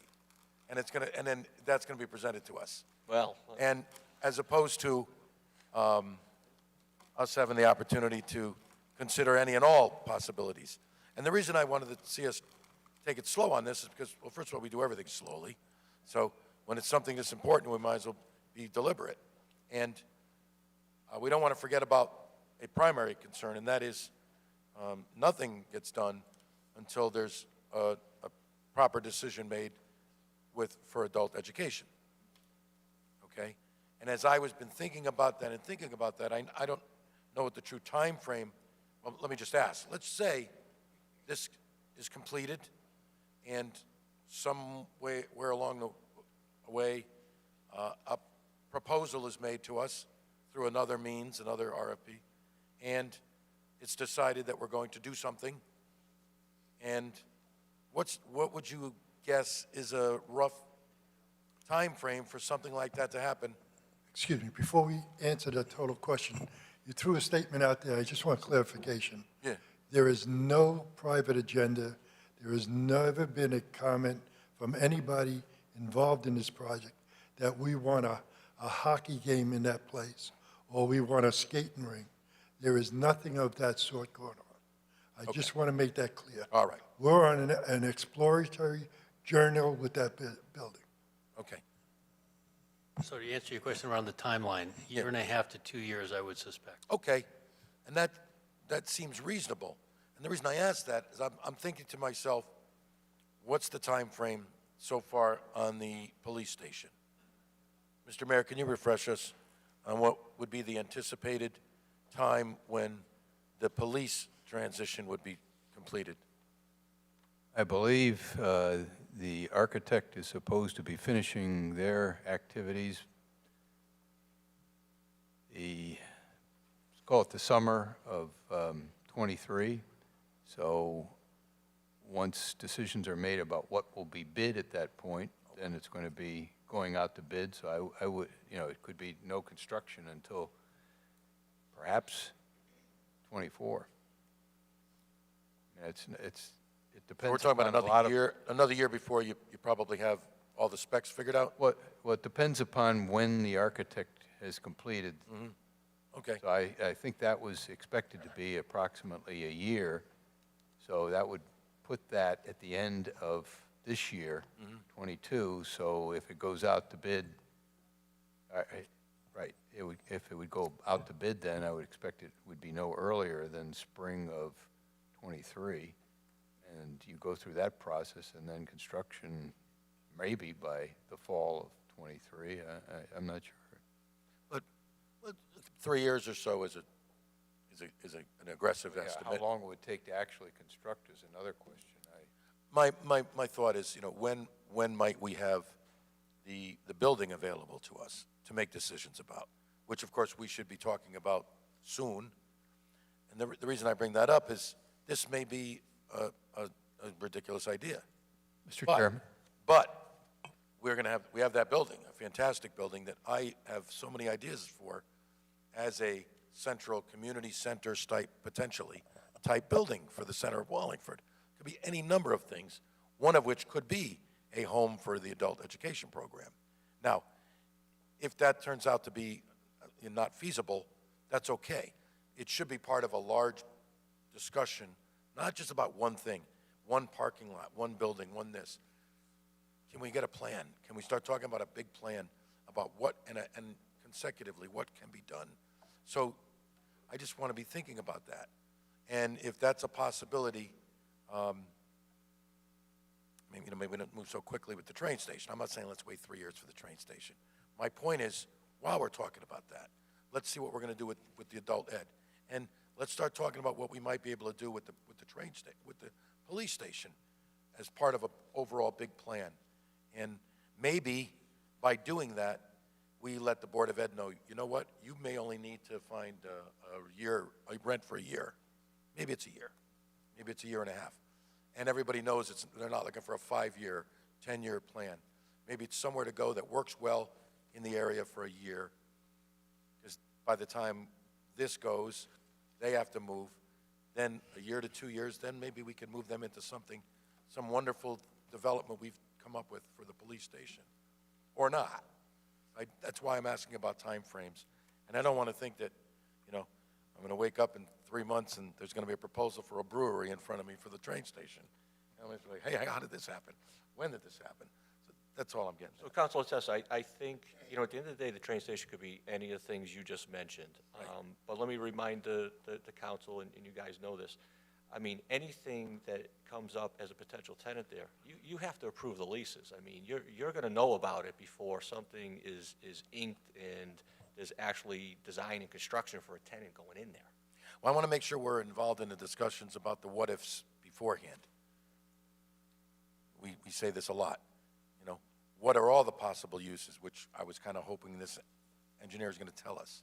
But this building can be all of these types of things. And then we can say, oh, we like the idea of this because it fits in with all these other ideas we might be talking about. So I'm just asking people to keep it wide open. Sure, but the one thing I want to stress is the further down the road we go with detail, the better poised we are to be awarded a grant. Oh, your grant, right, of course. Understood. That's driving the timeline, and I want to assure the council that the superintendent of schools is well aware of that year to year and a half, as is the adult education director. We communicate regularly. So, and as far as what will eventually go into the train station, it will be driven to some degree by the architectural, status of the building, but more so by whatever the market is ripe for at the time. There have been talked, frankly, about brew pubs.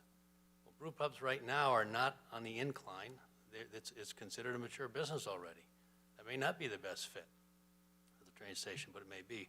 Part of what the responsibility of Silver Petroselli will be is to make sure that they educate us as to what the market opportunities are for the building once they are extremely familiar with every nook and cranny of that building. We are in preparation mode to try to take this great building, this great asset, and really leverage it for the benefit of the town. So I agree with everything you've said. There's some master planning. I've already been approached by is the old police station, or the current police station, excuse me, a good place for the Board of Education, adult education to go habitate. I don't know the answer to that. But what we want to be able to bring back to this council is, here are the possibilities for the train station. And then you will collectively decide.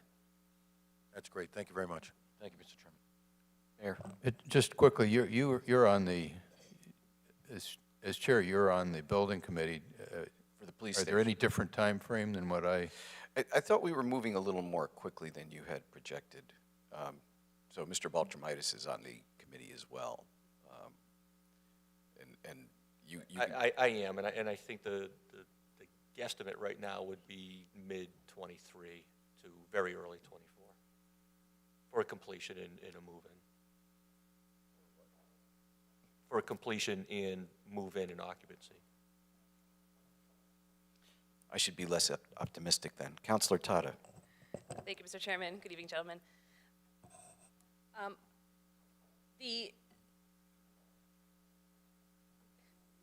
The design that we're looking at for $61,000, from what I'm reading, it looks like you need this in order to get the grant, correct? So if we weren't to give you the $61,000 from CNR, then the grant is off the table, correct? Allow me to address that. So, like in many cases with grants, there's a bit of a moving target. So back in December, when the first tranche of the Connecticut Communities Challenge grant was announced, they said that they would do for January of this year, 2 months ago. They said the second round would be out in April. Well, here we are in March, and they haven't fully awarded the first tranche yet. So I suspect that timeline is going to move out.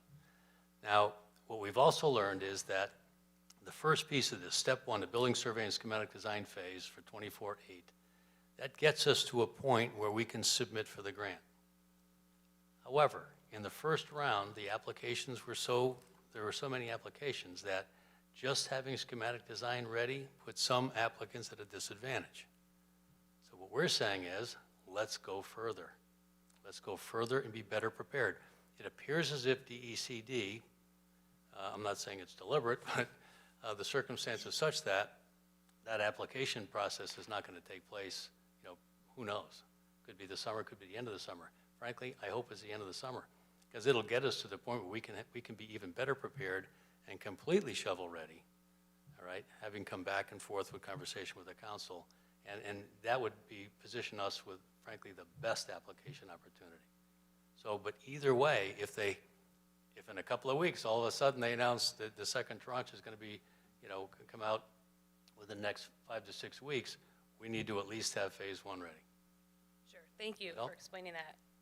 I'm fully supportive of this. I'm hopeful that we can get the grant, and I know you need to keep this moving along in order for us to possibly receive the grant. So I'm comfortable with the time frame. It sounds like you all have a good handle on this.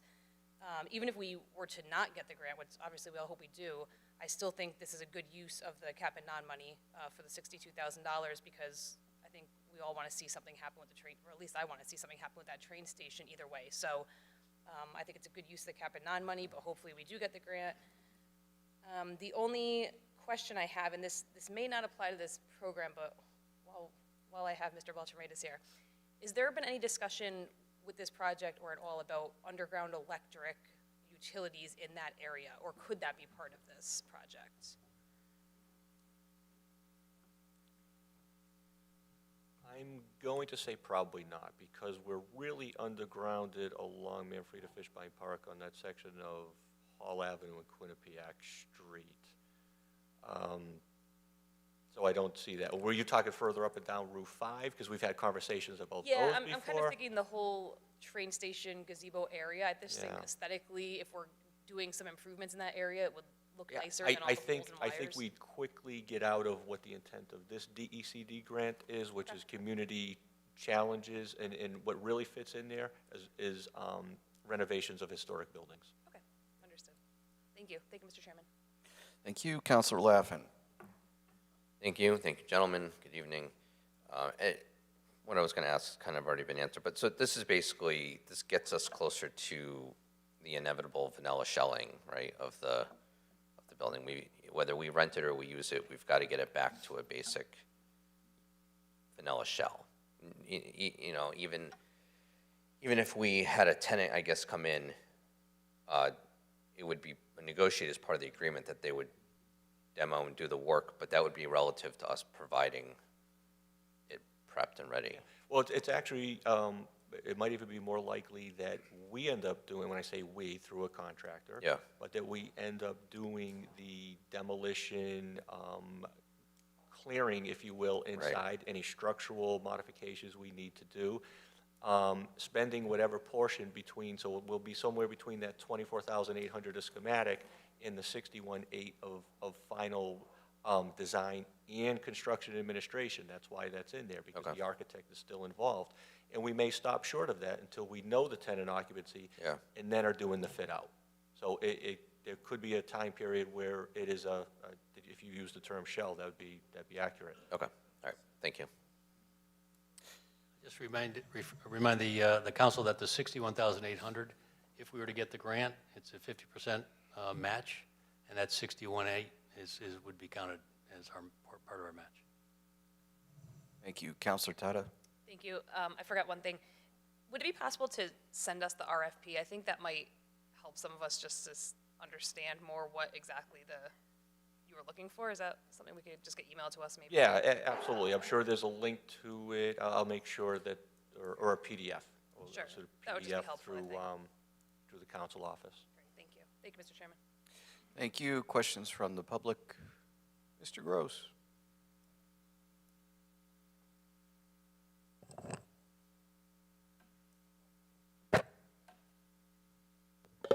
Bob Gross, Long Hill Road. If you get the grant, how much money are you looking for in the grant? For construction itself? Approximately. Yeah, well, we hope to have a handle on that after spending the first $24,800, getting that schematic design and estimates at that point. Are you looking at $1 million, $200,000, $3 million? Of the numbers you just threw out there, that wide range, I'm going to go with that 1 million number. So that means the town would pay 500,000 towards it. Correct.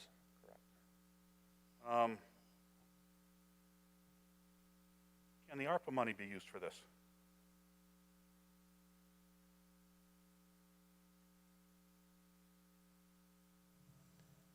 Based on my experience of what I've seen other communities use ARPA money for, you could use ARPA money for about anything. But that's not what we're here to position ourselves to do.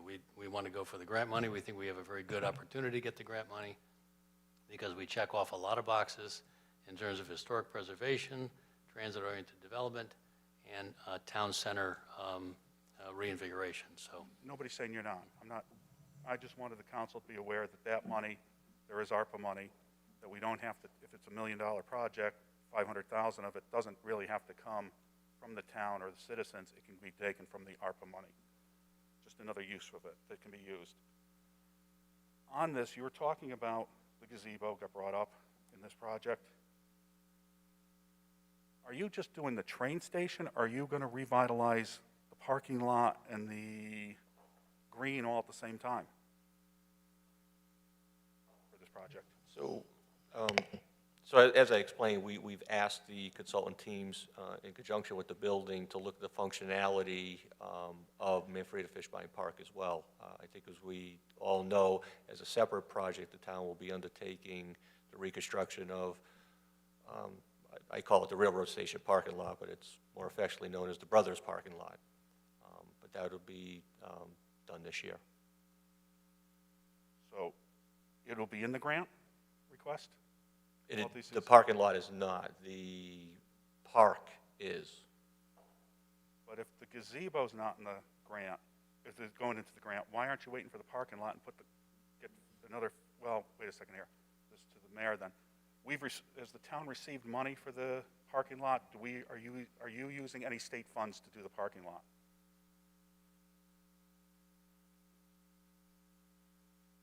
I believe we had at least one grant All right, then. with funding.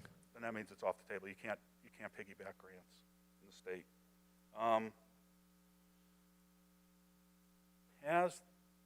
Are you going to be looking for, as DECD likes you to see if there's other federal grants available?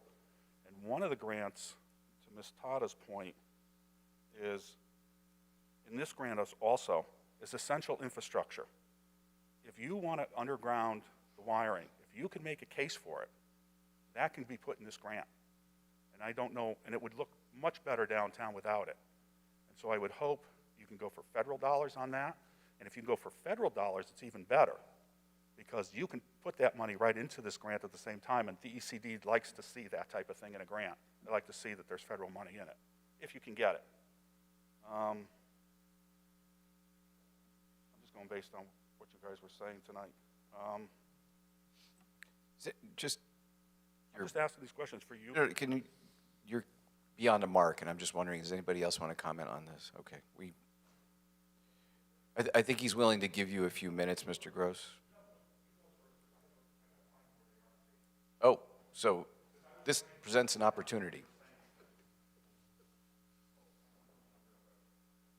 He walked all the way down here. I know, before I forget though, just as council's aware, I do not think, but maybe I'm wrong, but I don't think that you can get back the 50% on the design fees, because this is spent before the project. Anything you present to them forward, you can get back money. Anything you've done in the past, you can't go back and look back and get money for. That's something they should check into. I don't think that's the way the grant works. Thanks. Yeah, you know what, I agree on that. You know, the 61.8 would not be reimbursable under the grant. Thank you.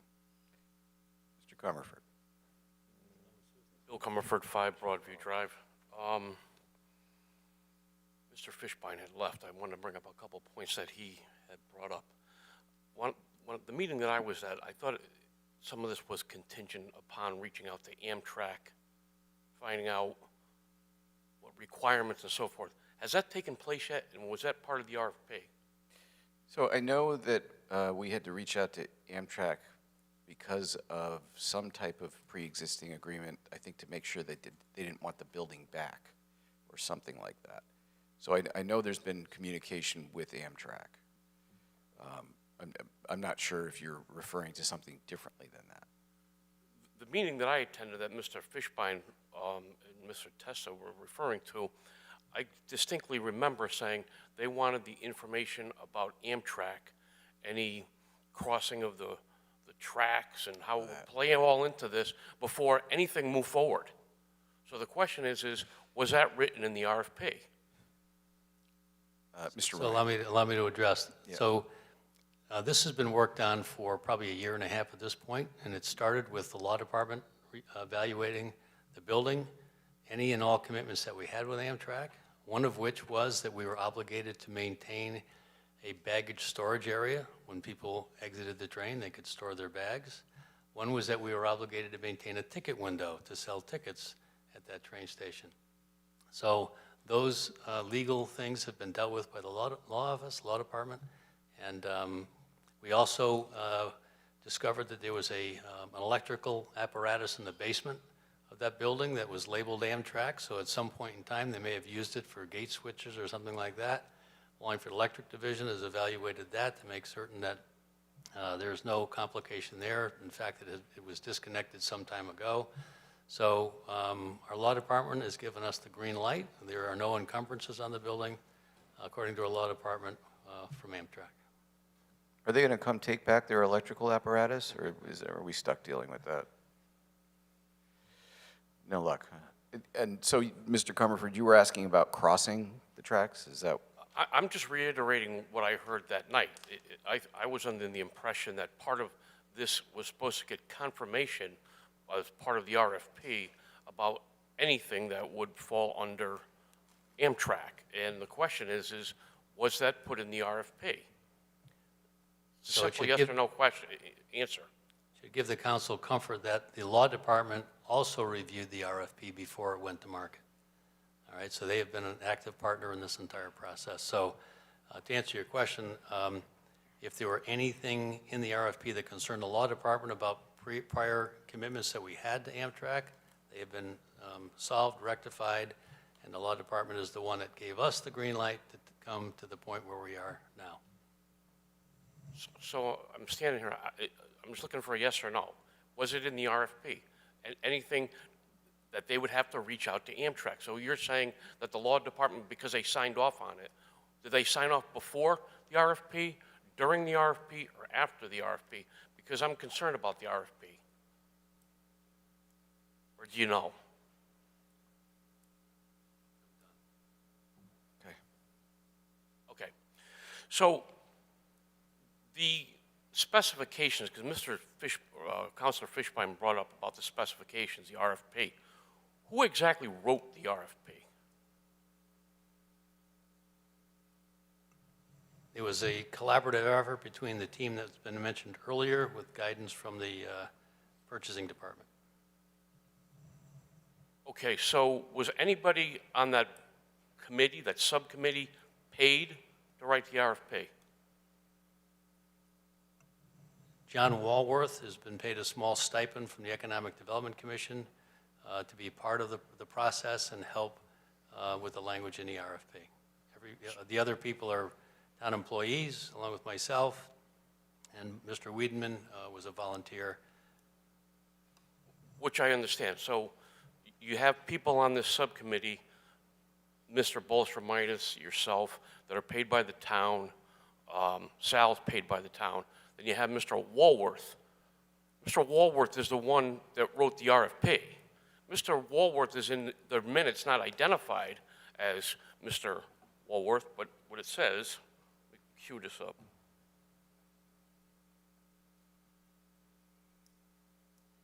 The marketing committee had approved payment of $337.50 in November for the first invoice from RFP consultant. A second invoice from the RFP consultant in the amount of $512.50 received in January was ratified by the committee for the approval of payment. Total paid to date for the RFP consulting is $850. So the consultant, as Mr. Fishbein stated, was that, in my opinion, that there might be a potential conflict of interest because he's sitting on a committee by which he's getting paid to write an RFP, and he's also evaluating the people that are coming in front of him. So he was the one that wrote the specifications that could have directed something, and I'm not saying this has happened, but it gives the appearance, the potential appearance, it's plausible, that, okay, I want 5 buildings that you did, or maybe you know somebody that only did 4, or maybe you need somebody that has 10. It makes it look bad. And on top of that, he was paid. Wasn't sitting there as a volunteer donating his time or a paid employee, but he was paid by the same group and the same committee that he sat on, which is extremely problematic to me. Thank you. Mr. Gross, you're back. Never left. Bob Gross, Long Hill Road. I wrote them down here so I can get them, remember what they are. This particular grant is up to, I think, $10 million you can ask for. This is an opportunity to get 50% funded by the state and ARPA money. This could be a home run. You could simultaneously put in more than one request or plan at the same time. They will allow, DECD will allow multiple requests for this property or properties. So if you wanted to underground your wires downtown, you can make it part of this request. Or, as I wrote here, you can make it essential infrastructure that facilitates future improvements. And you can make the case that underground the facilities, so forth. You can also do public space improvements. It doesn't have to be in the same location. You could make Uptown, if you wanted to do something in the Uptown location, Wooding Kaplan, or other properties uptown, you could put in this grant at the same time. And remember, 50% is going to be, if it gets approved, 50% is reimbursable, and ARPA money is available. These are all things that can benefit the town. And I would hope that the council, since I think Mr. Ryan said that he's hoping that he's not going to see an application till summer or late summer or fall, that gives the opportunity for the council to appropriate more money to do additional things to really do something for instead of talking all these years about downtown Wallingford. You can use it for parking lot. Instead of talking about it, really doing something for the betterment of downtown Wallingford. These grants have been available for years. Wallingford's never taken advantage of them. It was, I guess, Mr. Ryan, whatever group he heads, spearheaded this, which is admirable. This is good. These are things that, whether this is the right project or not, who knows what's going to happen there. But at least something's being done. And I just hope that somebody will foresee this and take this to the next step, besides just the train station. That whole downtown could look wonderful. Thank you. And uptown. You don't have to spend it in one location. You could take it to ball fields. You can do it for public spaces. We're not going to move the train station to Uptown. No, I know that. You could. It would look wonderful. But DECD is allowing you to use this for public spaces. Don't be pigeonholed as just the train station. You put the train station bid in for $1 million. You put in public space for $2 million. Whatever you want to do it. Look forward. Look to the future. Thank you. Mr. Comerford.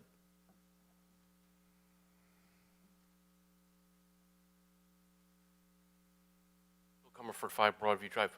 Just one other final thing. As Ms. Tada stated that you wanted a copy of the RFP, I would strongly suggest that you also go to the grant. I don't know what it's called, whatever it is. Look at the page because, as Mr. Gross stated, you could use this and you can combine different projects. Just because it's just a railroad, you could do other things that you decide to do and merge it. Matter of fact, they suggest that's what you do. So to be shovel ready and so forth, to be clear, I brought this up about Mr. Ryan stated that it had to be ready. They're going to expect these things in April. That's not the case, and it never was. by merging, or if you guys read the grant and reach out to Mr. Ryan, maybe there's some other things that you can package into this, because the money's out there. It's just that you might as the worst they can do is say no, but they encourage it. So I encourage you to at least look at the grant and what it says. I appreciate it. Are you guys tag teaming? Mr. Comerford, no, we're not tag teaming. Mr. Comerford was talking about putting them all together. You don't need to do that. This grant could be submitted in March or April of this year if you want. If the grant hasn't closed yet, you can send in another grant for saying doing ABC field or whatever. You don't have to combine them. You can combine them, but you don't have to. Thank you. Seeing no further hands, I bring it back to the council for discussion and possible action. We do have a motion on the table. Seeing no hands on the council, Madam Clerk, would you please call the roll? Allenson. Yes. Carmody. Yes. Laffin. Yes. Barone. Yes. Tata. Yes. Testa. Yes. Zandri. Yes. And Chairman Cervoni. Yes. Thank you, everybody. Have a great evening. Thank you Thank very you much. for your time. Up next, I feel like we've already heard a lot about this, but is the report from the Town Council Subcommittee on ARPA. Councilor Laffin, you have been essentially chairing that committee. So what do you have for us? Thank you. So we have had 2 meetings since the formation of the committee. We've had 1 council meeting in between, which it was referred to. At the first meeting, we, as the subcommittee, established a set of charges for that subcommittee, which was to look at and set the priorities, as recommendations, of course, to the rest of the council for the spending of the ARPA funds. We requested 2 things. We came out of that meeting looking for 2 things. One were the draft documents of the actual applications, and the other was a law department explanation of what our role as the council or spending that money would be. The second part has not come in yet. We've continued to operate as we've understood and planned. The first part, the draft applications, were received last Tuesday morning. I sent out an email forwarding that to all the councilors, not just the subcommittee members. And I asked for potential meeting dates, which included either last Thursday or Wednesday and Thursday of this week. There was not anything. I think one person responded about Thursday being okay. I didn't hear anything else. So Wednesday, I sent another email saying, well, all right, so I guess we're going to meet next week. And then everybody's like, no, we can do this week. So we met last Thursday. It was kind of put together quick. We're trying to keep everything moving. We mean no shade to anybody in the process. There was a technical error. The meeting file showed it lasted 155 minutes, but the actual video recording was only 1 minute. So we were unable to post that meeting online. We found that out in the days following. Local backups and cloud backups were not successful.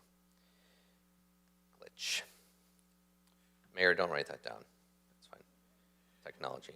Go ahead. Have you reached out to the vendor to see if they can help us? I have not. I can talk back to the TV guys, but I do ironically have another meeting where it glitched, backed up on my computer, but not this one. So we met Thursday.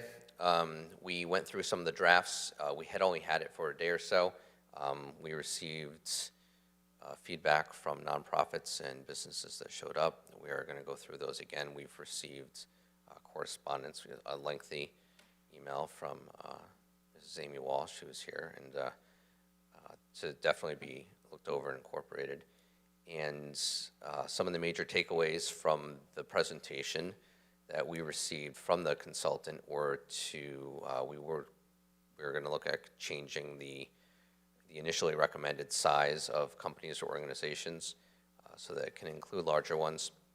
And we did want to know whether any of the applicants would have applied for other funds, ARPA funds in the past. Did they receive any, and if so, how much?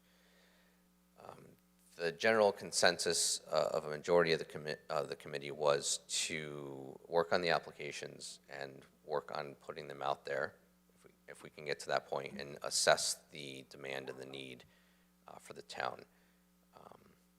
Councilor Tata, who I'm sure will speak, please correct me if I misspeak.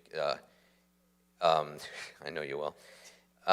Believed that we should set the priority percentages first, and she actually made a motion that we not proceed with the applications and that we either set the priorities or just kick the entire thing back to the council. And that motion was not met with a second and was not moved through.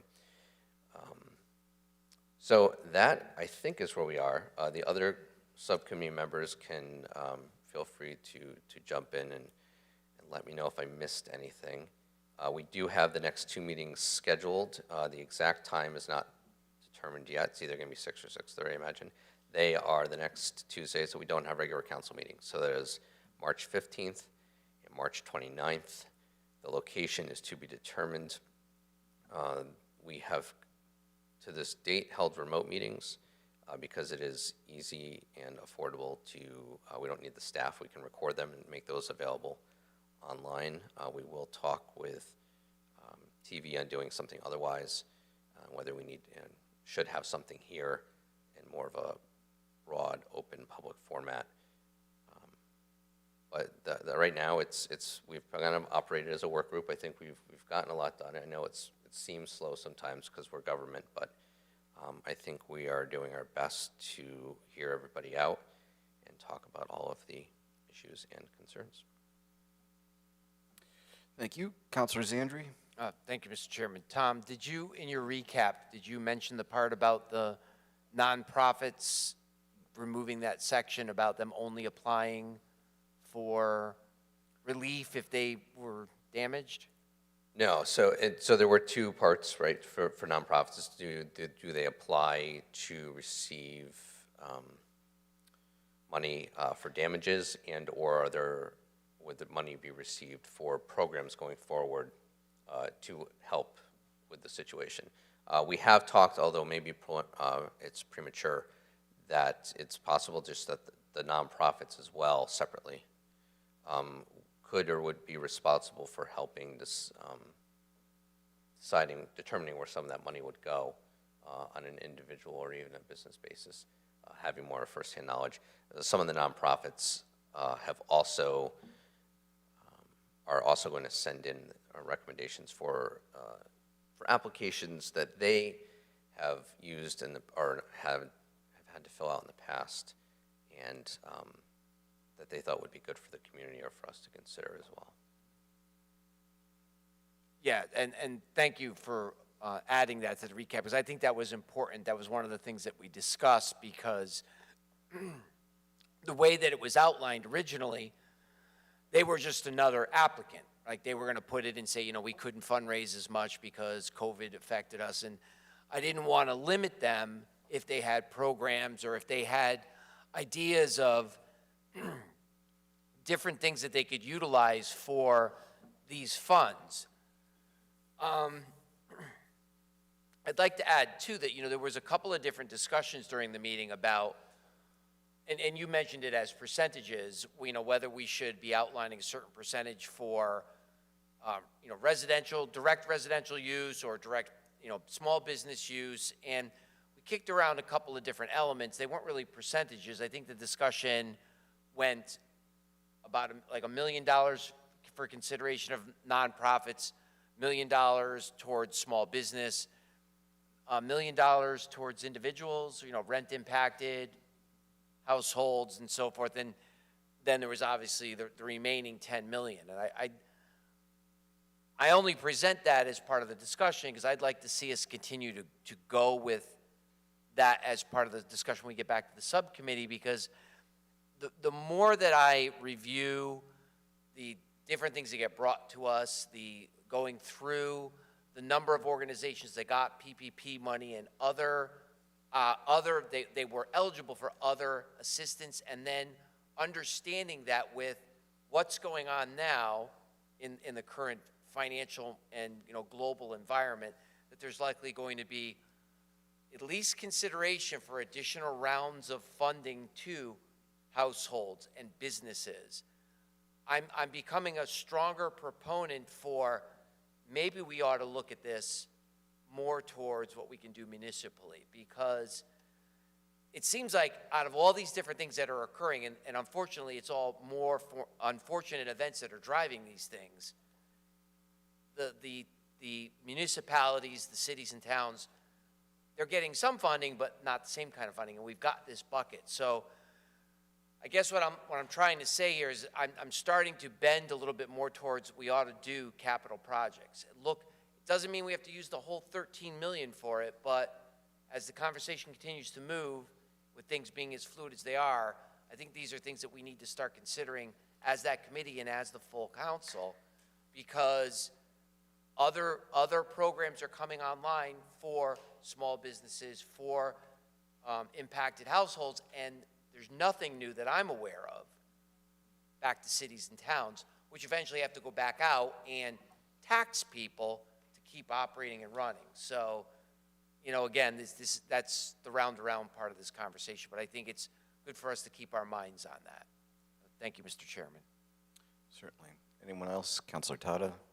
Thank you, Mr. Chairman. I was hoping to not have to repeat things I said at the committee meeting, but since the recording glitched, I'm going to try to just sum up what I said there, just for the benefit of anyone listening tonight. As was said, I did make a motion at the end of the meeting to not go forward with the application process at this point, because I feel that it's premature to do that. So we've been looking at the applications and trying to tweak them and get them to fit. But my opinion is that that should be the last step in the process, not the first step. And so if we haven't decided how we're spending the money, I'm not sure why we would be putting applications out. Some of the others disagreed, and they said that they want to put the applications out to gauge the need.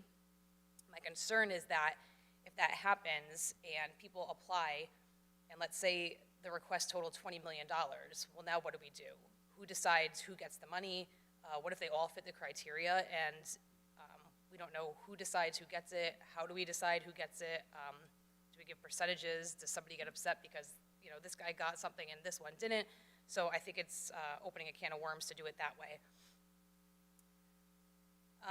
As far as, well, the dollar amount of $3 million was thrown out at the committee meeting to maybe get it started. And again, I had an issue with that. I've been looking up some of the other recipients of programs during COVID. PPP alone to Wallingford businesses was well over $150 million. So $3 million in the scheme of things, while it sounds like a lot of money, to the general business community in Wallingford is next to nothing. They received over $150 million just in PPP, and there were many other programs, so I wasn't comfortable with that number. So I am leaning towards municipal projects, and I don't think that's a greedy opinion or a selfish opinion. I think that the only way to make this fair and spread it across every single person in town is to do projects that would benefit everybody. And so maybe not everybody uses a specific project. So, you know, community pool has been thrown out there. So maybe not everybody would use community pool, but at least their taxes wouldn't have to go up to pay for it. So I think things that would help everybody, even if they never use it, just to reduce their taxes or reduce the tax burden during you know, such economic uncertainty as we're in now would be beneficial. The intent of the ARPA money was brought up when these community projects, when I brought that up, and some said the intent of ARPA was not to do community projects. I would disagree with that. I think if you look at other towns, a lot of other towns are using it for community projects, and if it wasn't the intent, then it wouldn't be allowable.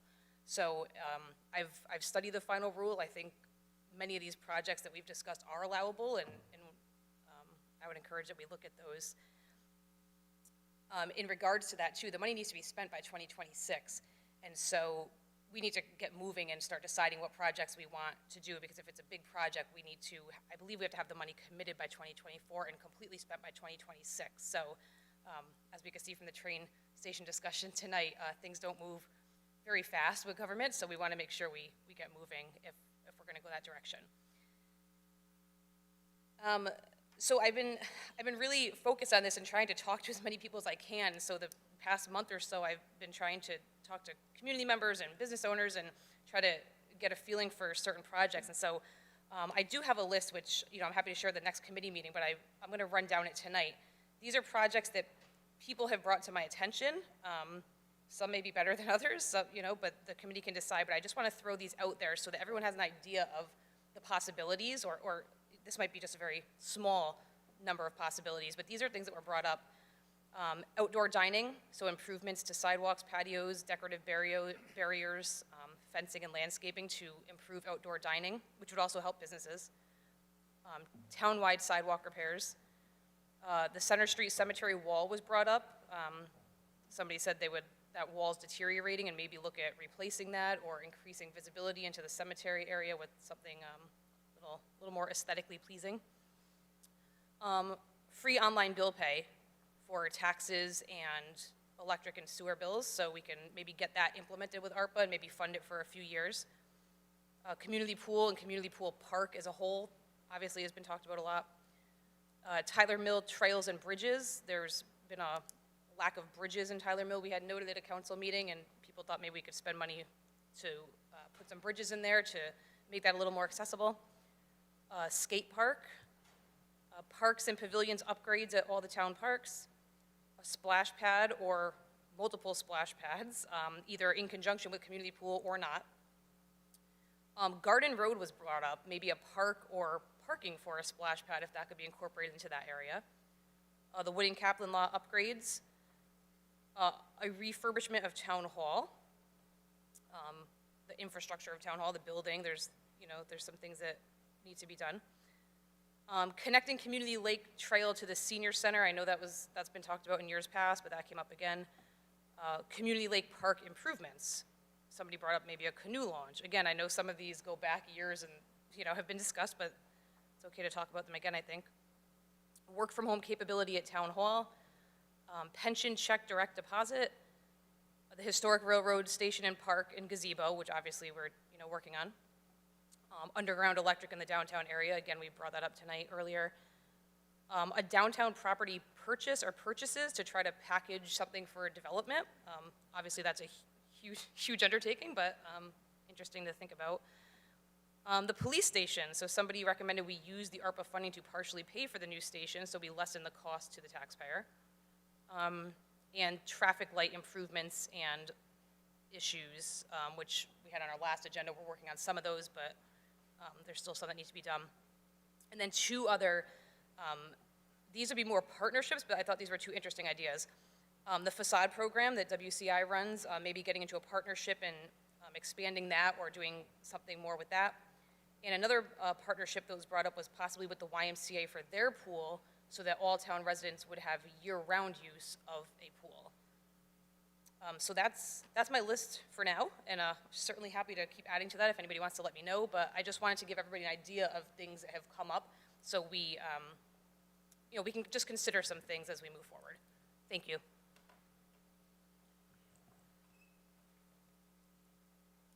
I see no hands up here. Anybody else besides Mr. Gross? Mr. Gross, you're next. Ed, Mr. Mira. Thank you. Joe Mira, 21 Pequot Road. Again, I'm sorry the last meeting wasn't taped because I said some very important things, and I'm just trying to remember what they were. One of them was the small businesses. I hear the numbers for the PPPs, and I'm going to repeat myself. And that's fine that businesses were able to access their funds, and it's really commendable that they had the staff and the time to apply for it. The businesses that we were focused on was the small business, whether it be a local deli, whatever the small business is, the person that's working day to day to pay his rent, to pay his inventory, to pay his staff, and doesn't have the time to fill out applications and the wherewithal to get all this other money. This is an opportunity for us to help our neighbors, help themselves, and to keep our stores filled with, occupied. You know, I believe in, you know, a nice town. I mean, we've all worked on different projects in town, and it's commendable. But when it comes down to it, the government is what puts some of these small business. No, the government is what put these small businesses in this position, and it should be the government's position to help pull them out. So, you know, I really am discouraged, to be honest with you, when we kind of talk about the delay and the delay and delay. These businesses need help yesterday. And, you know, we can discuss all these other issues down the road, the parks and what have you, but these small businesses, and I call it our neighbors, they need help, and they don't need conversations. We have a draft application that we'll be proposing to you. I'd like to move on it. As far as who gets what, when they get it, it's real simple. It's who qualifies, first come, first serve, as long as the money lasts. People understand that. That's not a new concept. It's been around for years. And that would simplify the problem of who gets what. Thank you for your time. Thank you, Mr. Gross. Bob Gross, Long Hill Road. To Mr. Mira's point, no, I don't think anybody's saying not to give money to small businesses. When you put a cap that you can have any size business apply for these loans, that's just wrong. Some of these small businesses, yes, are hurting. It's very unfortunate, and hopefully council will see their way. Many towns are doing that with small grants to small businesses. But as somebody said at that meeting the other night, you should find out, because I don't think you said it correctly or the way I thought I heard it, that you should find out on the application, did you apply for a grant? If not, why not? Because if you qualify for a grant, the federal government says, and this is what they say, that,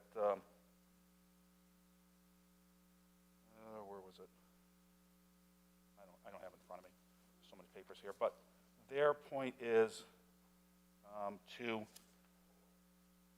this money is used for money that you cannot get anywhere else, meaning right now there's still homeowners assistance grants available. Will there be another round? Possibly.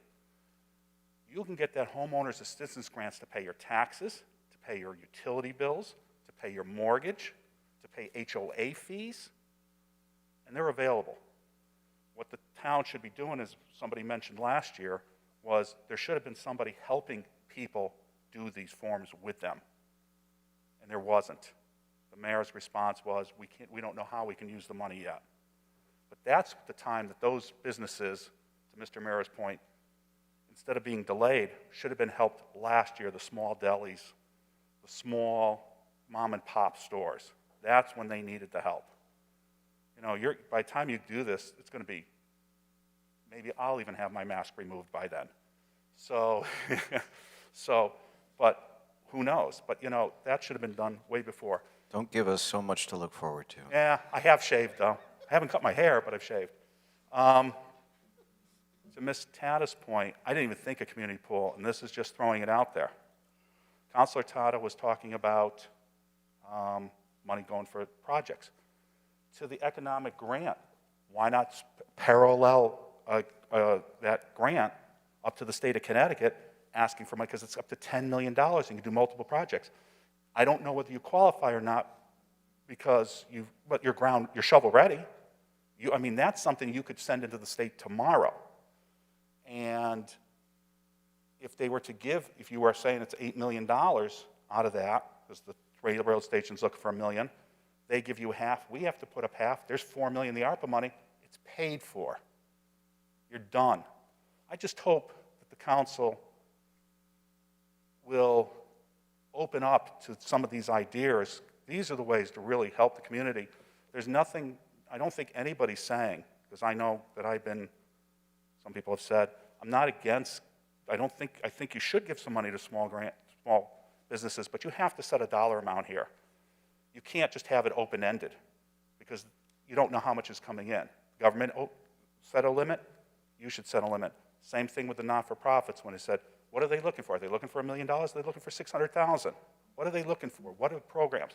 And something you got to be careful on the programs is what the government's outline was, because Mr. Mayor keeps bringing up the government outline. Care should be taken to avoid creating new programs or add-ons to existing programs that require ongoing financial commitment. Because at some point, this money's going to stop. The funnel's going to end. And then what are you going to do with those programs? Especially if they're overwhelmingly enjoyed. It's tough to cut them off. So to start a new program is tough. I mean, I don't know what else to say about this, but I'm hoping that the ARPA money is used for the betterment of the community. You can see how it can help, and especially parallel it with that grant money for projects. It's just a home run for the town of Wallingford. Thank you. Mr. Ryan.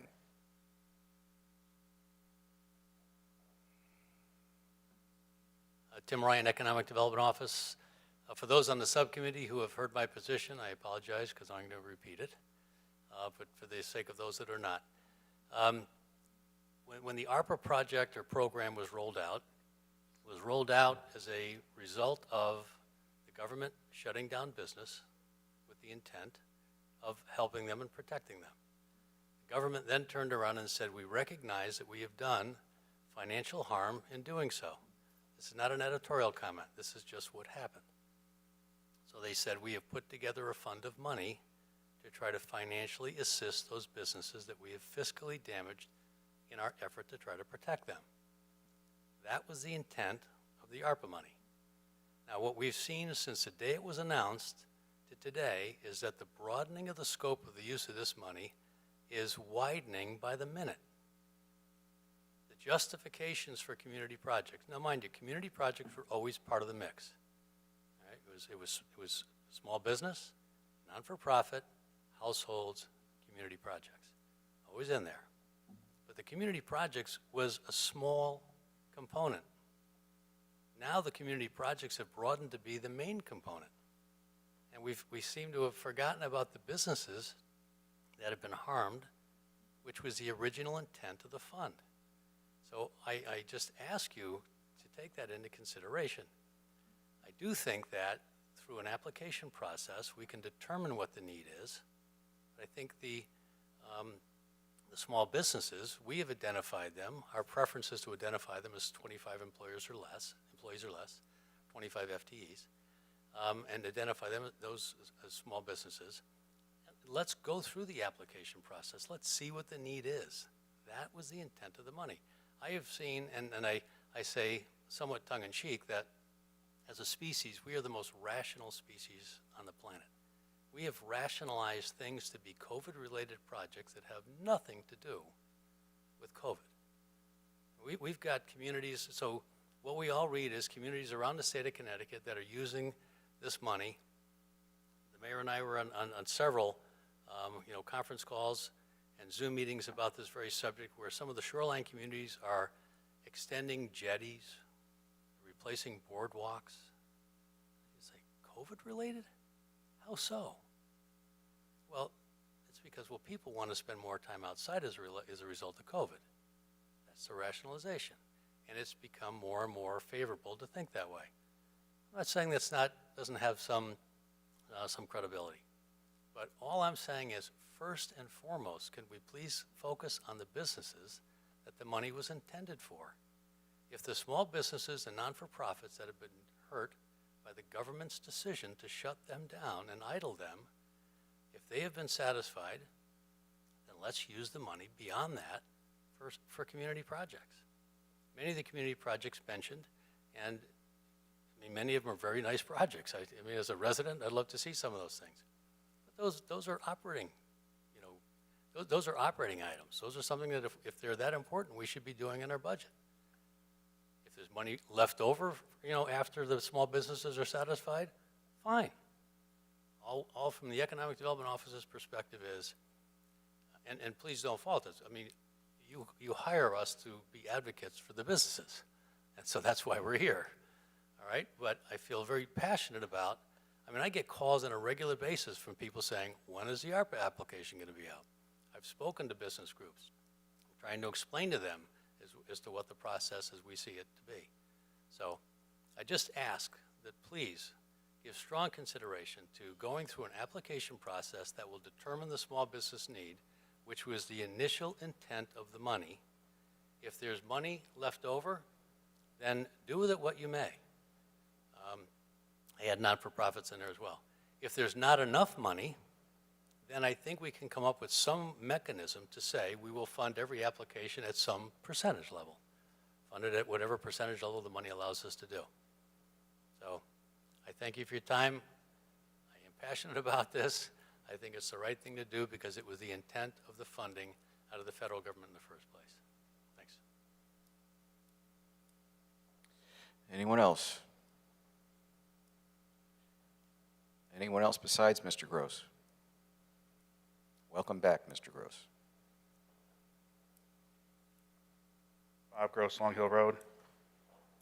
To Mr. Ryan's point, there was, when the ARPA money was passed in 2021, April, whenever it was passed, there was money put in there for additional PPP money for businesses, and there was additional ways for businesses to have the loan forgiveness program expanded. So it made it easier for businesses to get forgiveness instead of having to pay back the money. As many communities, so I mean, yes, there was some money in there for that, tens of billions of dollars. Additional on top of what there was PPP.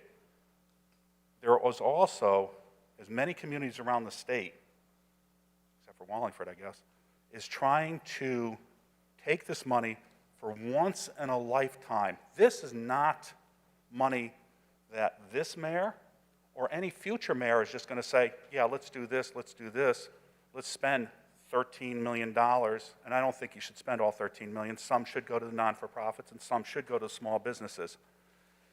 But you should set a number on that.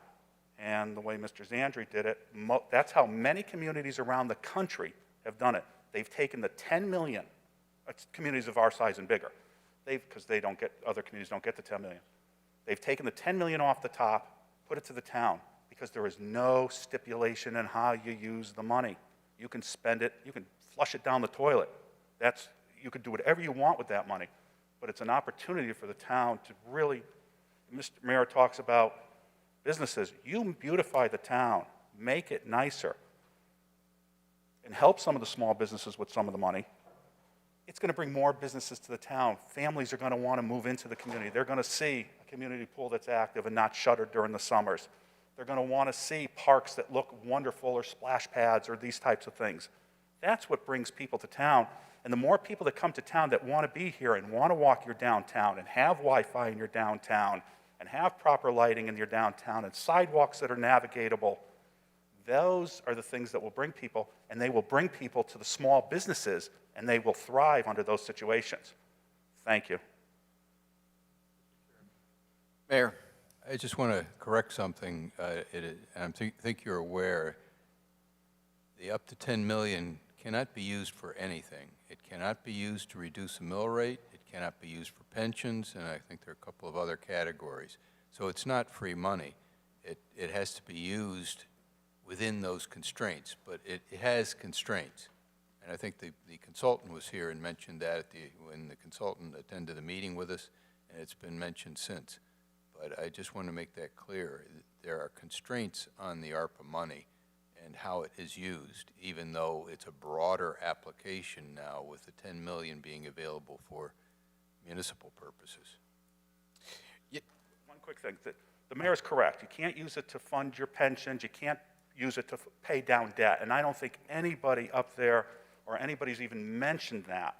They want to beautify the town of Wallingford, bring Wallingford to the luster it should have, but doesn't have. That kind of money, those type of things, nobody can use the money for, and everybody knows that. But other than that, you pretty much can use the money for whatever you want to use it for, Mr. Mayor, and you know that. Thank you. Mr. O'Connell, and then Mr. Ryan.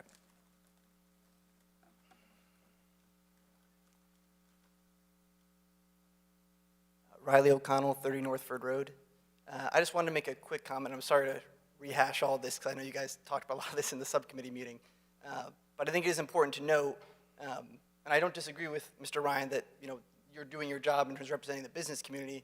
We have to be absolutely clear that $13 million, if we're just looking at demonstrated need of small businesses in Wallingford, it is a whole lot more than 13 million. I can tell you, we can all say that definitively right now, that we know that's going to exceed that number.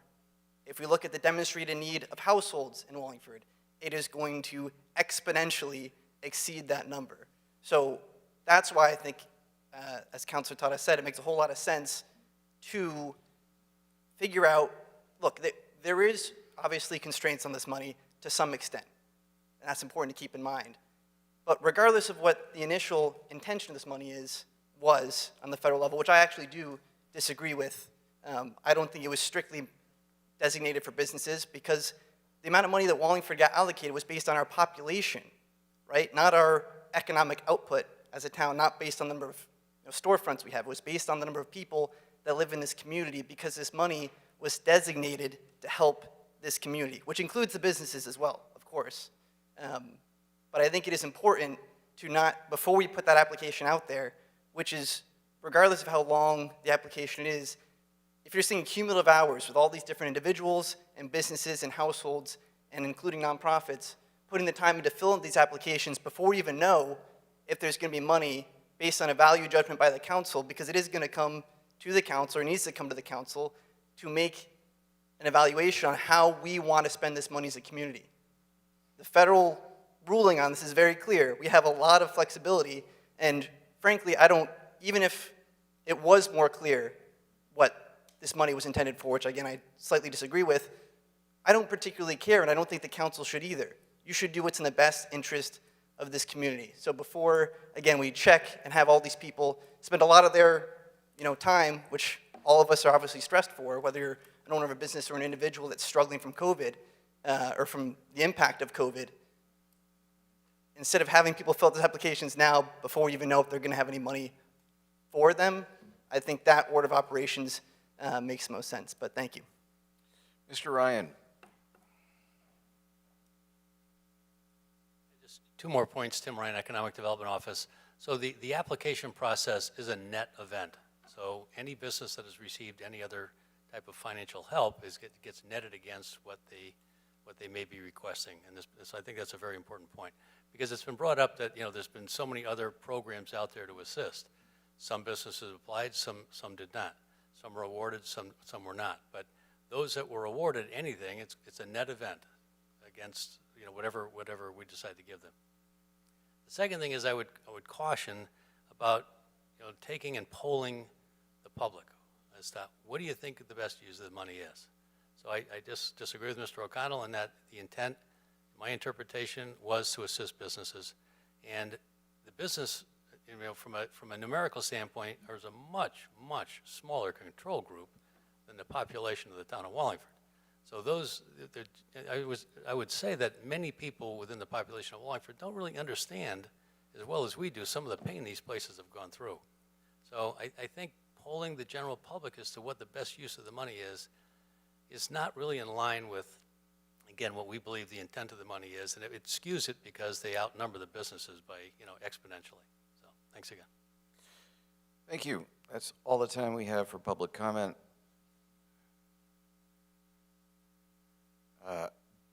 Councilor Allenson. Sorry, Mr. Chairman. So, first of all, I was the one who threw out $3 million just to get us started, because I know there's a lot of talk about town projects and this $10 million of free money, which I don't agree with, but I wanted to get things moving and said, hey, can we agree that maybe $3 million of this will be put towards the public and meeting the public's need? So I've heard a lot about how the business owners needed this a year ago. So let's not spend it on the business owners because they needed it a year ago, so clearly they don't need it now. I mean, that doesn't make any sense to me.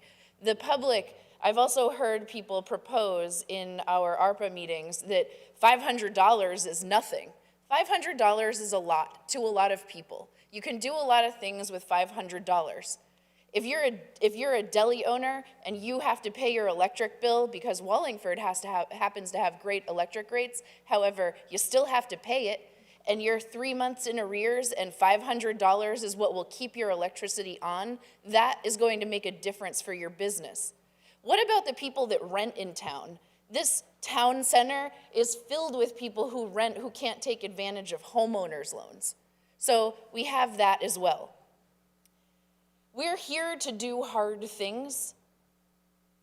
We have found that the application, in the way that it stood, didn't even apply really to the level of need for, or the way that a grant should be proposed for nonprofits. So we have some nonprofits coming back to us with better ways that a nonprofit could apply for these grants. We've taken feedback from community members like Mr. Gross, who suggested, did you apply, and if not, why? Totally get that. It's a great piece of feedback. But the reality is we don't even know what the need is at this point. I would have a really hard time reconciling that I would be more willing to put money towards town projects when we have people in town who are struggling. Because going to the pool is not going to pay somebody's electric bill. Going to a park or a splash pad, having electricity underground so that we don't have to look at it in the center of town, that's not going to get somebody fed. There are people who need it now. There are businesses that need it now. There are nonprofits that could have programming that is already running, but we could fund it better so that they could expand to more people. Nonprofits also, as a member of the Wallingford Rotary Club, just to frame this a little bit, nonprofits aren't going to apply for $1 million if they can't disperse that need. They understand what they can do with the resources that they have. They understand the level of need in the community. And we don't need to make arbitrary decisions while we don't even know what the community is looking for. So my suggestion to take $3 million of the money and open up applications for it, because we do have until 2026 to get it completely dispersed, we may have a second wave of need. I don't know, but the reality is my own proposal just to do $3 million was under the assumption that something should go to the community, and not in the way of community projects. Because there are a lot of people who work 3 jobs to keep their lights on, to try to pay their $500 electric bill, their child care. There are many different levels of need, and when you only look at it in one scope, as from a taxpayer perspective or from a total service perspective, you have to understand that some people are not going to use that service because they don't have time, because they're still struggling. There are many families that are still struggling with childcare because of the pandemic, because every time somebody tests positive, you have to quarantine. Then the kids are out of school, then one of the parents can't go to work. So, and then childcare was reduced during the pandemic. So the reality is, all of these things need to be addressed too. It's not just community projects.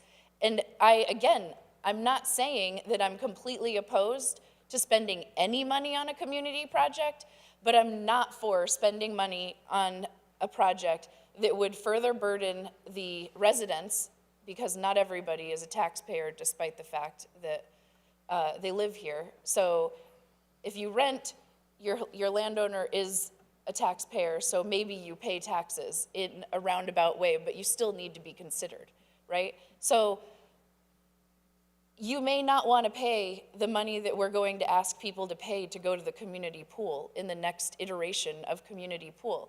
So now we've created a project that is now exclusive to people who are willing to pay for it. So on these principles, I don't think it's responsible to apply anything towards a community project until we've even gauged the need or come up with an application that's applicable. Thank you. I don't see any hands up here, and that is the end of the ARPA report. On to item 9, discussion and possible action to approve redistricting in accordance with the map provided by the Registrar's Office. Mr. Chairman, I move we approve the redistricting in accordance with the map provided by the Registrar's Office. Second.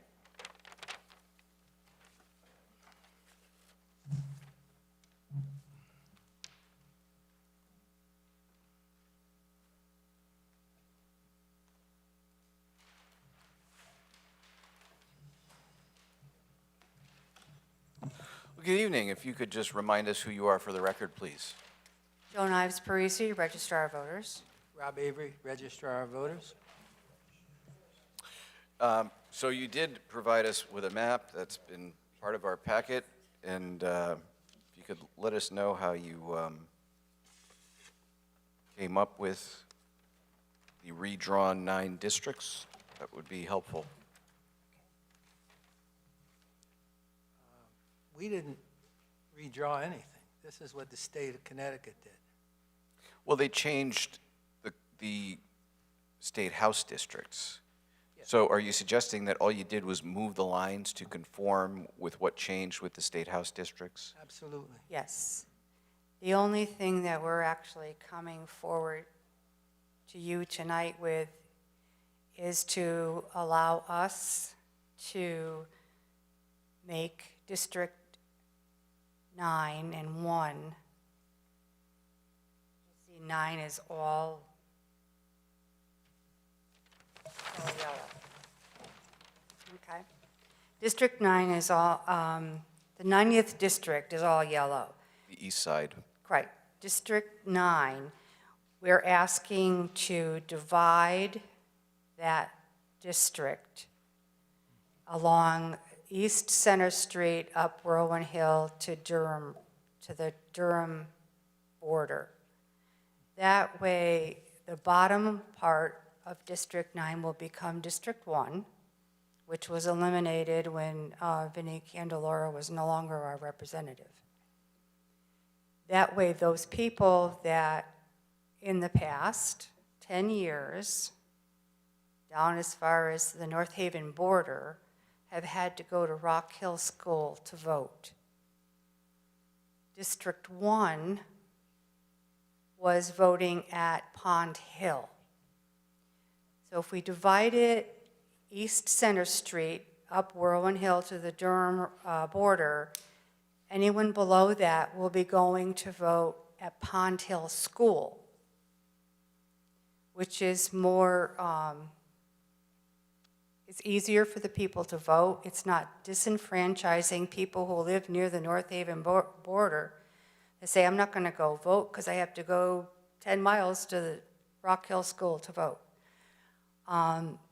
That's our proposal, and we have looked at all of the districts as far as how many voters are in each district. And with these changes from the state legislators and the change we're making to District 9 and to 9 and 1, most of the districts are going to be fairly equal in population. I just spent 3 days last week in the office inputting the canvas results we received, so that now when we go forward, we have a clean voting balance, so that everyone who's registered in town is registered in town. Everyone who's moved out is been made inactive or off, depending on where they went. So we have a clean registry of voters at this point. So if you would allow us to make that one change, to split District 9 and make it District 9 and District 1, that would help us help the voters have an easier distance to drive to vote. So that's the only change that we're asking, we're coming to you to ask. The other changes here have already been made by the state legislative body. Except for the And- change. And the change in, was it Ashler Village? No, No. the change in, that was part of the 90th district, part in 8th district, is now in no man's land. Ah. So we suggest to add it to District 2, but you can add it to 5, you can add it to 3. 2 or 3, or you can divide it up and add a little bit to each one. So if I'm understanding you correctly, I'm looking at this map and this area in the center of town that's to the west of North Main Street that's got the So Chris- crosshash pattern in it. Yes, So that was in the 90th district and it's now in the 85th district. correct. Correct. Okay. And you're leaving it up to us whether to include it as part of District 3 or part of District 2. Or 5. Right. We're suggesting 2, but you can do whatever you'd like with it. It's connected to 5, so you can put it part of 5. Please don't. No, I live no. there. Oh. I don't want to go like to Cheshire to vote. I mean, I'm kidding. I mean, the council should do what's best on some level, but And district, if you move it to District 2, that is Stevens School. If you move it to District Well- 3, that's Moses Y. so you've mentioned polling locations, and Yes. we're not deciding that tonight. No, we decide the polling places. Okay, But that's where those districts vote. right. So, and do you have a perception as to whether there are more or fewer people in District 3 or District 2? There's actually more people in District 2, there's less people in District 3. So why wouldn't we consider adding it to District 3? And that's completely up to you, Yeah. But again, the population doesn't mean anything. because people move all the time. No, I understand that, but if you have a perception of the population, then maybe you can have a perception of what the polling location is going to deal with in terms of volume. Mm-hmm. So, okay. Questions from the council? Councilor Testa. Thank you. Hello, Your Honor. Good Lord. Could you refresh me on currently, what's the change in District 1 that you're proposing? Well, Just moving the line north? yes, what happened was the District 1 disappeared for some reason. And what we're proposing is the old District 1 just incorporated the very lower part of what is now District 9. That's near the North Haven border. What do you mean District 1 disappeared? That's the part I keep getting lost on. It just, because Vinnie Candelora was in District 1, and they removed him as a legislative body, person for Wallingford. So the 90th district now encompasses all of what used to be District 1. It took over District 1. 86th district, the old 86th. Right. Yeah.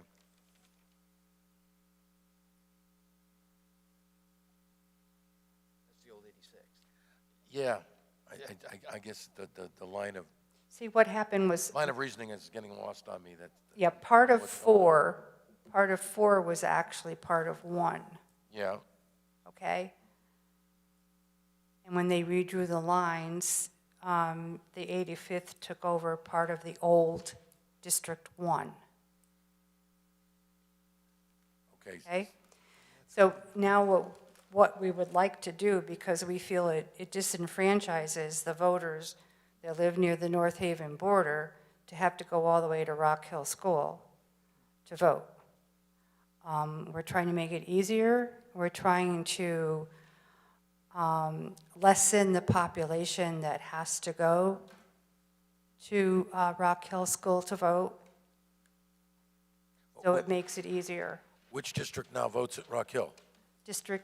The old District 9 and now the whole District 9. Okay, even though Rock Hill is in the third Exactly, because there was no, location. right. Got it.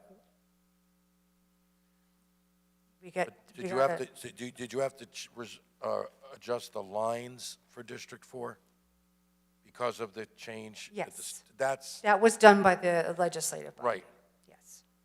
Well, I mean, they changed. The state didn't change our districts. That's why I keep getting confused.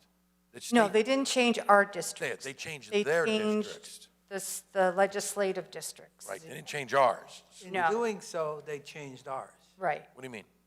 Well, there was a part of 4 that went past the highway, and they took that, because that was part of the 85th district, and they put it into the 90th district. So they changed that.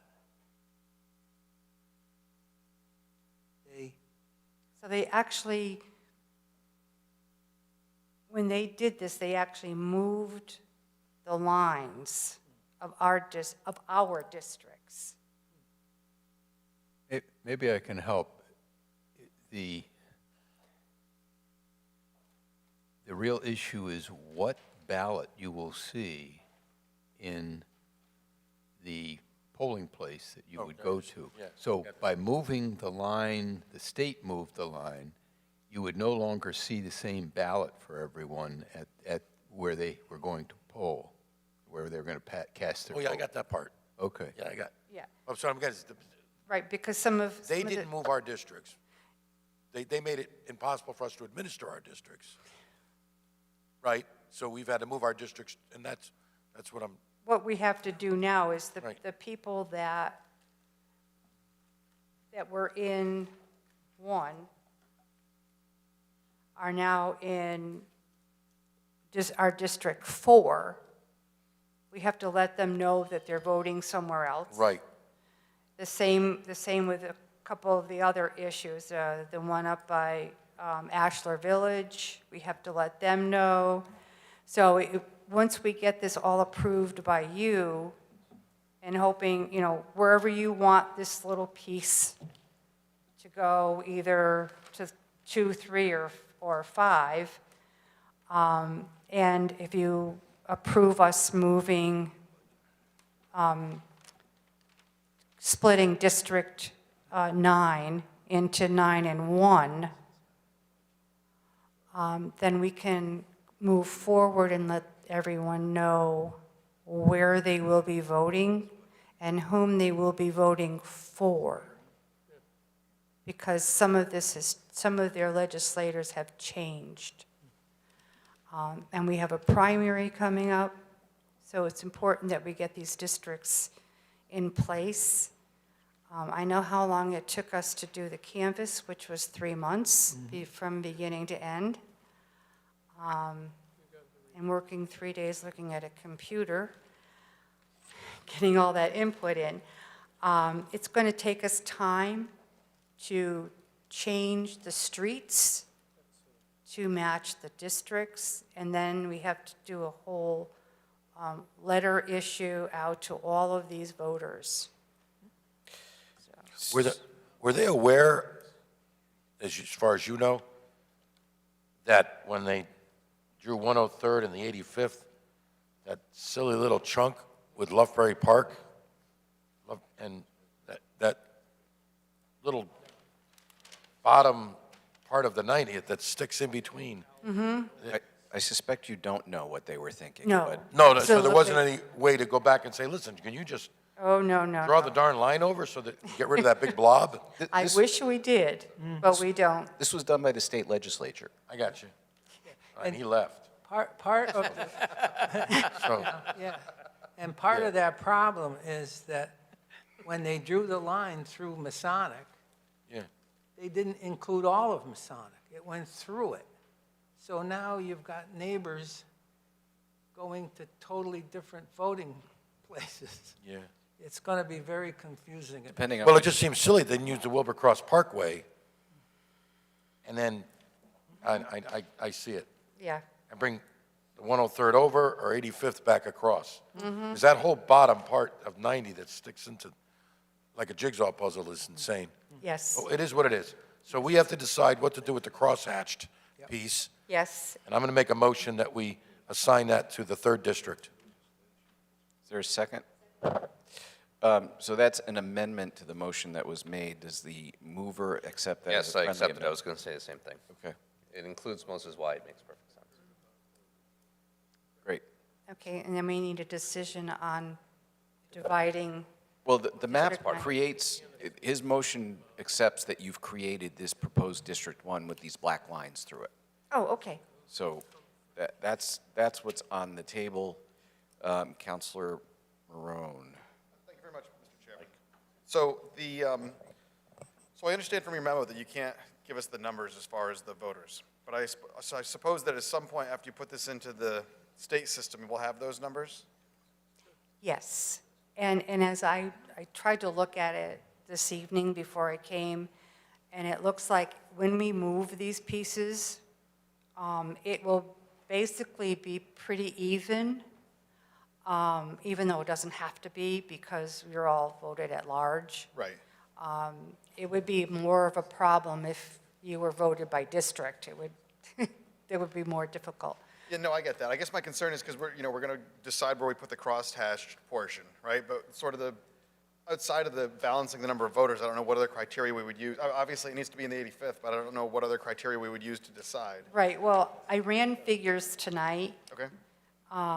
Without moving those pieces. And at this point, District 2 has 3,230 voters, and District 3 has 1,879. So if you move this piece, as you voted on, to 3, that will bring that up.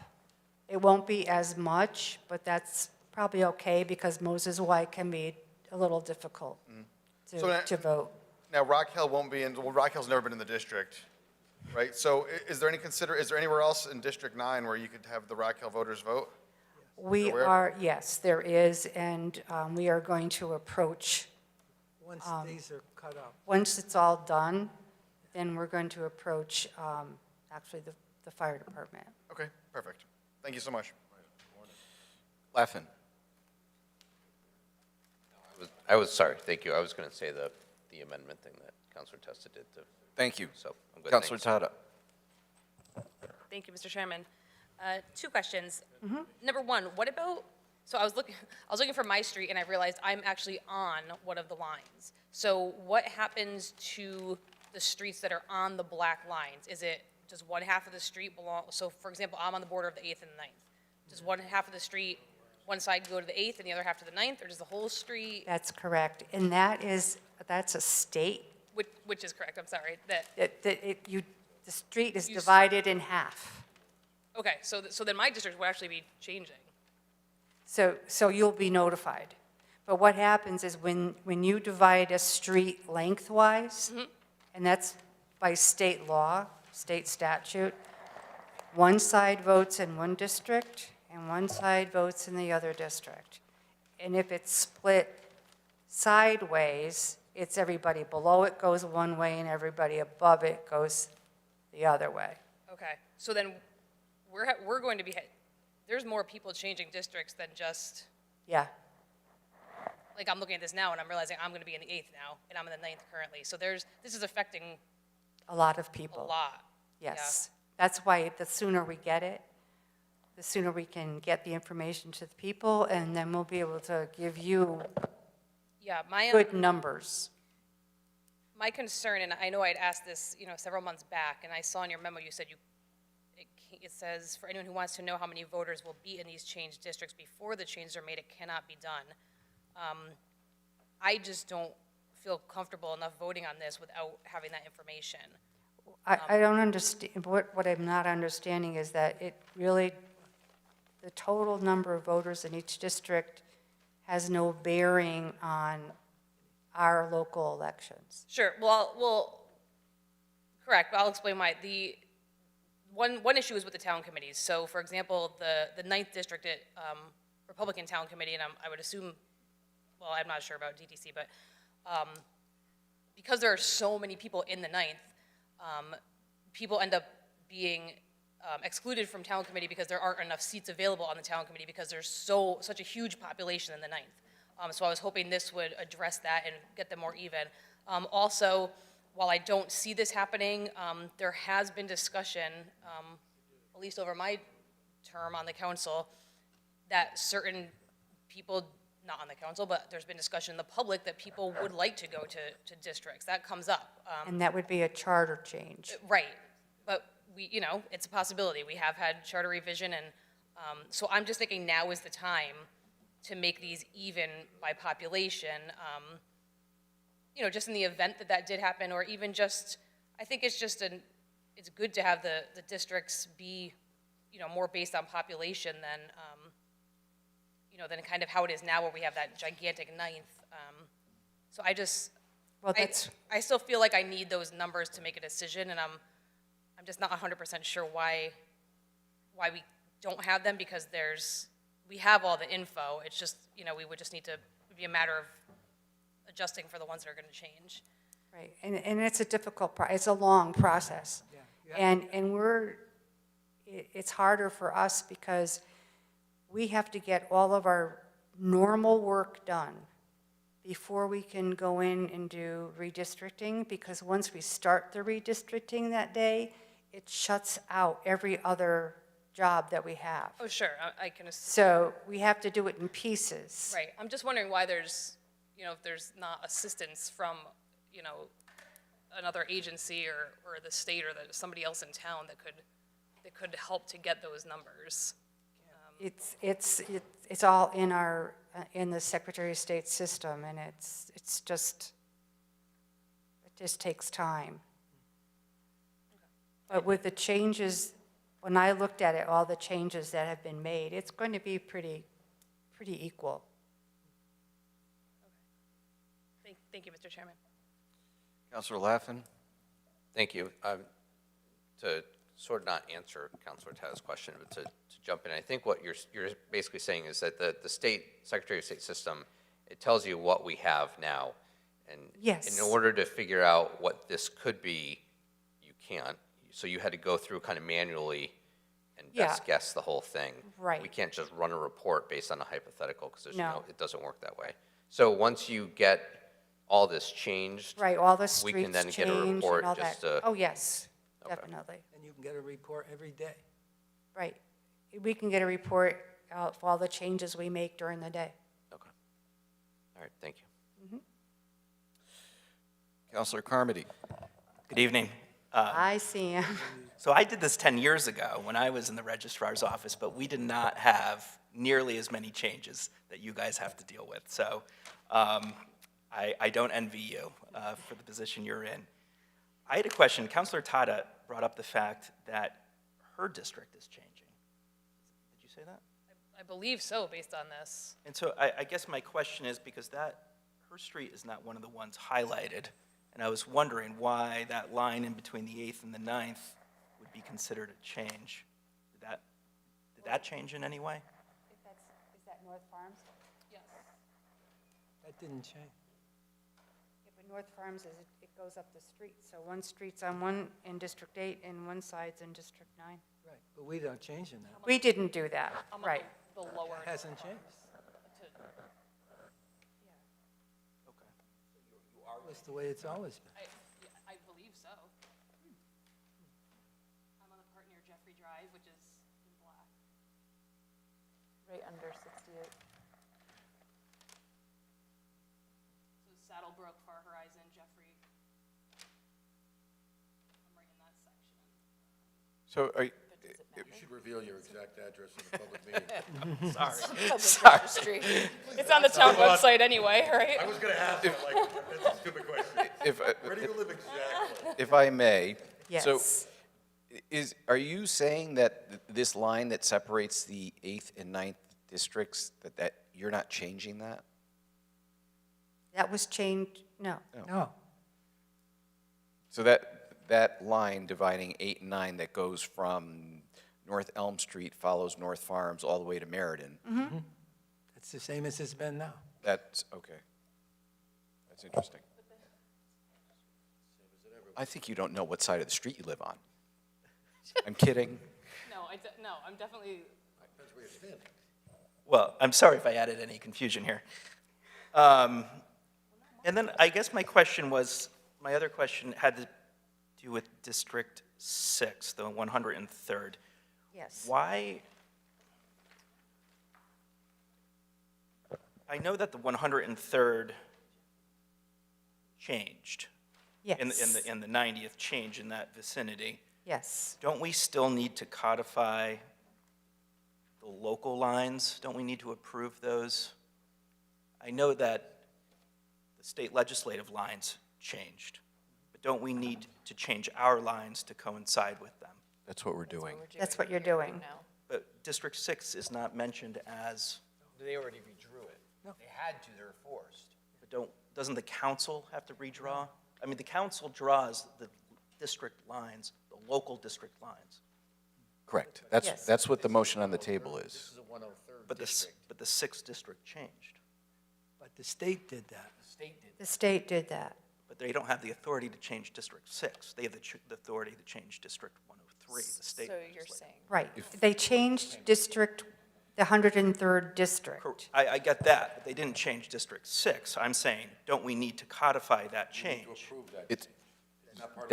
Yes, it is part of the motion. Okay. Okay. All right, I was just confused because it wasn't mentioned elsewhere. Because it's not a change like this or that.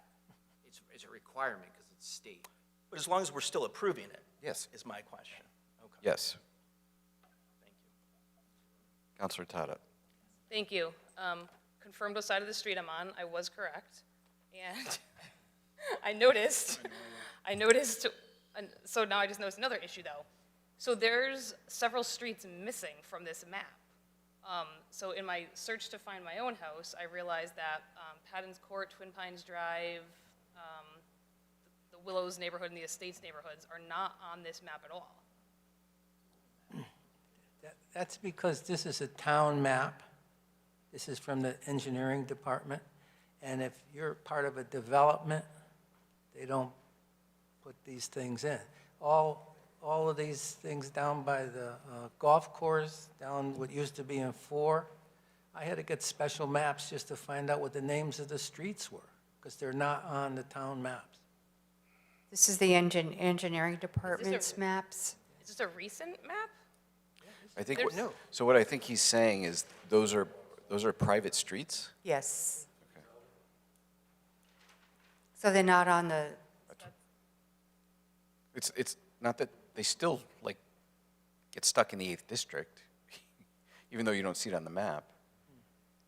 Well, right, no, I understand that, I see where they are, but that's, I mean, there's about 65 houses back there that aren't well, reflected. but they'll be on ours. We have that information. You have all the streets and Right. everything. And Sometimes we have to go out and actually drive around to get all the names of the streets. But Okay, thank you. Anyone else up here? Any questions or comments from the public? All right, Madam Clerk, would you please call the roll?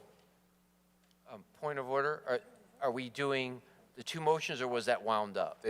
It was accepted as a friendly Friendly amendment. amendment, okay. So it's one motion as amended. Did we hear the motion? It's to approve the map as drawn, and then to this X-marked area to include that in District 3.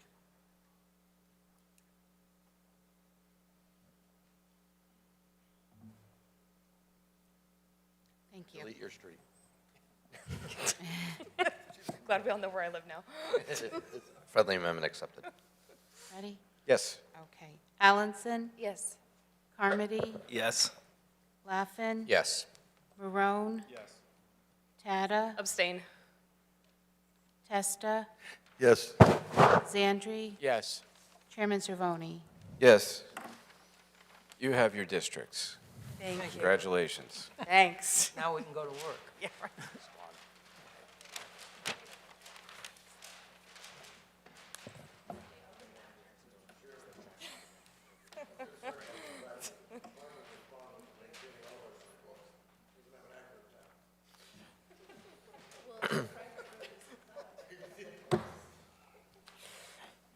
So, all that being said, we're on to item 10, which is discussion and possible action regarding the recreation of the Town of Wallingford Maintenance Advisory Committee.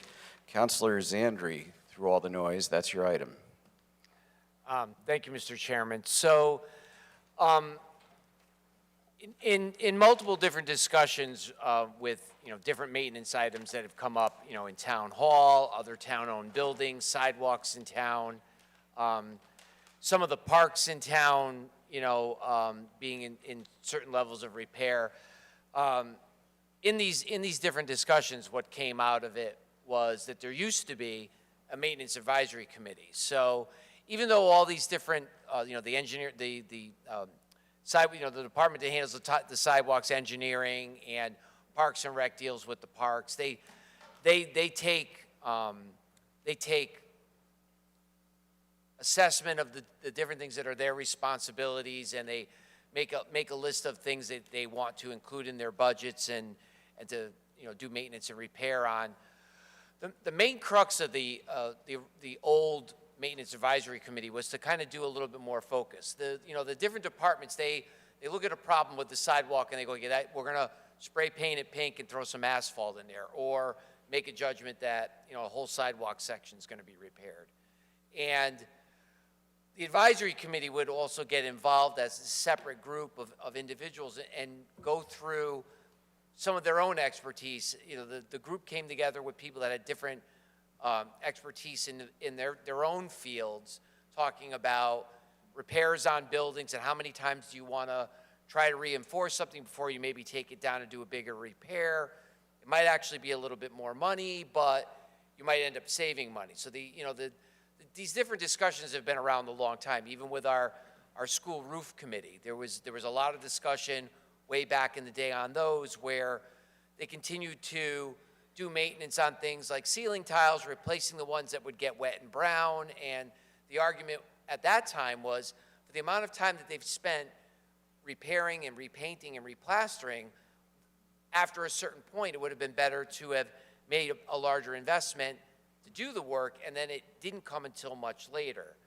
So I kind of wanted to reintroduce the element of what this committee used to do, just as a discussion piece up here. If everybody feels like that, and this is not to suggest the departments aren't doing their jobs, this is to suggest that, there might be another way for people to reach out other than going directly to departments. If there's a committee out there that is doing some work, and maybe they're doing a little bit of surveying and bringing in, their friends and neighbors on different things. Again, their experience when they came in the building, they saw some paint peeling. When they went down to Park and Rec department, they saw something else. They might be more amenable to reporting these items to an advisory committee than trying to make phone calls to department heads and so forth. So I just kind of wanted to reintroduce the idea of having one, just to see, do all of us up here think that this is something that fits? Once again, we can maybe give it a try, or do we want to maybe just have a different solution? We might decide maybe as part of a regular activity, we would have department heads come up and say, look, how are things going with the parks? How are things going with the buildings, and so on? So I kind of just wanted to introduce the idea and collect thoughts. Any comments? Councilor Maroon. Thank you very much, Mr. Acting Chairman. I actually think this is a fantastic idea. I think the more, we do some things great in town. Maintenance, unfortunately, isn't really one of those things. So I think that any attention that we could bring to some of these issues, I think as you walk around town, like the ceiling in here, which got fixed recently, which is great, was kind of needed help for a long time. If you go to the parks, I think just however much light you can bring onto this kind of stuff, however much transparency you can bring, to some of the issues that we face as a town, then I think it's a better idea. So I'd be on board either for the committee or, having the department heads come up here at times that are not just talking about a specific item or about the budget, and sort of go over what the needs are in the town, so that we have a better idea. So I'm all in support. Any other councilors? I have a question. So where does the authority lie? Is it a council committee? Are we creating like a commission that we're appointing people to? The way that I reviewed the last one, and it was, there were some pretty old documents to it, so I don't know that I had all of them. It was basically, the council had appointed people, and they kind of got together and they just kind of built their own charge and kind of delivered back results to the council, which allowed the council to, and I tried to go through some of the minutes from the council meetings to kind of get an idea too. It helped them because, you know, again, during the budget discussion, you know, the department heads go to the mayor, they have a discussion back and forth, they ask a little bit more for one thing, and the mayor says, great, I can do it, or he says, I can do a little bit more, but not as much as you think. And, you know, then when we're having the budget discussion with them, what do we often say? Well, is there anything else you need? And they look that way, and then they answer us. So sometimes we don't know, do they really need anything? I know one year there was this big contentious discussion about adding 2 police officers, and it was kind of what they wanted, but they didn't come through with it. So I would rather know, rather than at budget time when it's always a focus issue, we would know if this was a regular committee that reported out to us every 2 months or once a quarter. You know, when we got the budgets, we could say, so Mr. Department or Miss Department Head, there was the Maintenance Advisory Committee brought up X, Y, and Z. Is this something that is included in your budget, or are you looking for additional funds for it? Well, we're writing a grant for it, or whatever they might tell us, but at least we would know. So I think I would want to try to follow the same format because it did work before. So just creating it out of appointments from the council. I don't know if that answers your question. Kinda.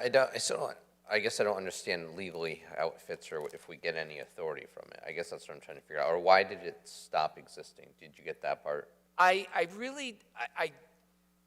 had to kind of read between the lines why it stopped. I think there was a level of frustration with the committee at the time. They didn't feel like they were being heard. Now, they didn't say whether the department heads weren't listening, you know, to the feedback given to the council or the council wasn't. It was a little bit of pushback, I guess, or they felt like they were working hard and they couldn't see any results.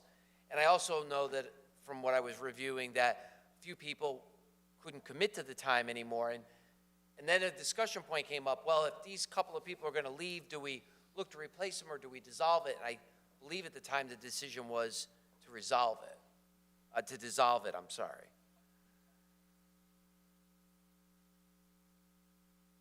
Okay, I don't have any other questions right now. I guess I think I would probably try and go back and want to understand more of the history of why it came, and what was that authority, unless Attorney Farrell or the mayor have an explanation of what it was then.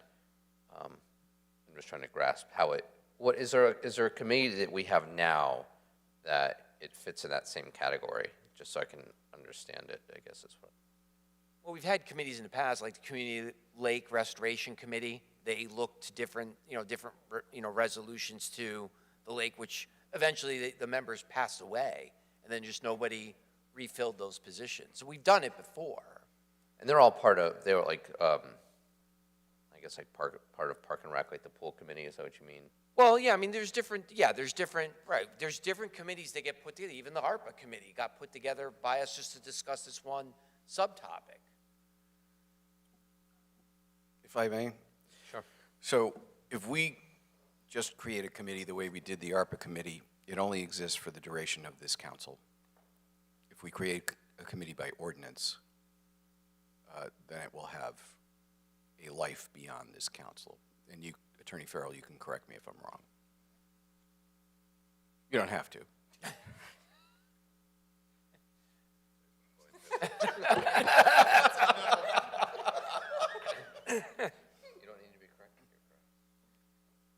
I'm open to either way. If it's something that we want to send to ordinance to discuss, if there's support, we want to send it to ordinance to do, I'm fine with that.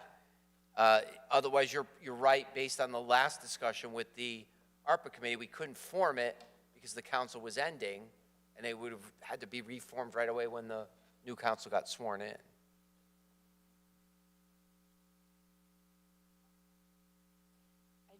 I just want to know would this be like a committee of members of the public or counselors? I would recommend that it be, I'm hoping to pull in expertise by people that know this stuff. We could always sit in as a member, as a citizen. I don't want to necessarily discount anybody, but I mean, I'm hoping to get people that understand, you know, things like, you know, sidewalk shifting and, you know, not the Jersey barriers, but like the wooden barriers in the parks where there's cliffs. People that understand engineering more than I would. You know, if it was a technology thing, I could dive in. But I'm kind of hoping to bring people together that have an interest in their parks, a town building in their area, their neighborhood that maybe, you know, catches a lot of debris during storms, and then there's branches that dangle from the roof and maybe cause a little bit of damage, something they see from the roof of the third floor from their house that we don't see unless we go up there, that type of stuff. So I would be more open to getting people with skills and expertise that want to commit their time, which is, of course, another big issue that we've been bringing up recently with appointments and boards and commissions. I don't know, if you're here tonight, it doesn't seem that time is an issue for you. Mayor? No, I just think it would have to be clear that it's advisory. And whether people want to serve, where it's very clear it's advisory or not, it's another thing. But I mean, it's fine, but otherwise it would conflict with the charter. No, and I agree, and that's why I actually proposed it exactly the way that I did, which is the Town of Wallingford Maintenance Advisory Committee, understanding that it's just, hey, you know, based on our experience with infrastructure or, you know, building and superstructure, we would advise that the town do this before this falls down, and the town could make a decision to do it or not. And maybe it falls down or maybe it never does. Anyone else? Members of the public? Mr. Comerford.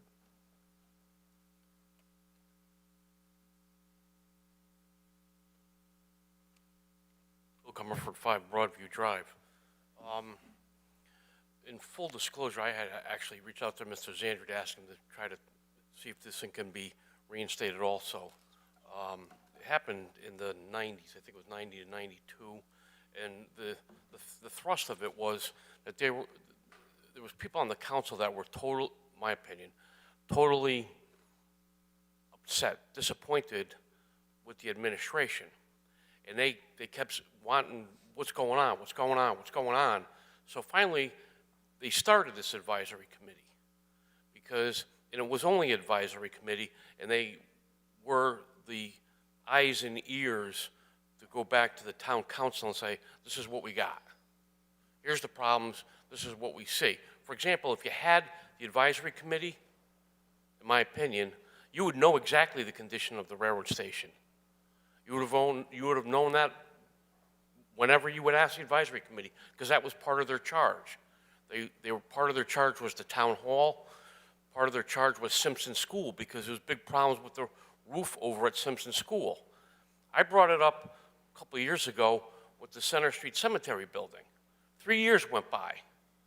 You had the mayor signing off on the project. You had your page Steve Lazarus, who was the architect, sign off on the project. You had Don Rowe sign off on the project, and you had the contractor sign off on the project. All paid professionals. It took me to bring it up. And because I brought it up, the whole building got recited. Now, that would be something that I could bring as a taxpayer to an advisory committee and say, hey, you know, what gives? And I'm sure, in my opinion, that there's the potential, hypothetically, to have some type of form from this advisory committee could say, hey, what problem do you see? Because what had happened was, I've been taking pictures of this town hall for the past 15 years. And it bothers me to see that whether I go back 15 years or 2 weeks ago, I see the same problems. And I keep bringing it up. Nothing gets done. You have employees in this town that are afraid to come forward and reach out to me and said, hey, go look at that bathroom. I had a department head bring me to that bathroom that you guys are sitting right behind. And he says, you can't believe that this has been allowed to go this long. 2 weeks ago, I was in the town hall, well, I think it was 3 weeks ago when they were doing the stairs over. I was on the 3rd floor. The steps were sectioned off with a caution tape or whatever it was because you couldn't walk down it. I was there. Mayor must have saw me. I went around the corner so I couldn't be seen. He came out and he says, "Can I help you? Can I help you? Can I help you?" And I turn around, and you correct me if I'm wrong. I swear on my daughter's eyes that this is the truth. I turn around, see if anybody was behind me, and there wasn't. So obviously he's talking to me, and he says, "Can I help you?" And I'm like, "Well, yeah. Don't you see that leak up there?" "What leak?" I says, "A leak. The leak that's been there for the past 5 or 10 years. That leak right there, right in the corner, right across from the comptroller's office." And he says, "Do you see it leaking now? Is it leaking now? Tell me right now, is it leaking now?" I said, "Well, it's not raining out, so clearly it's not leaking." I said, "But I've been taking pictures of this," and I said, "Doesn't it concern you?"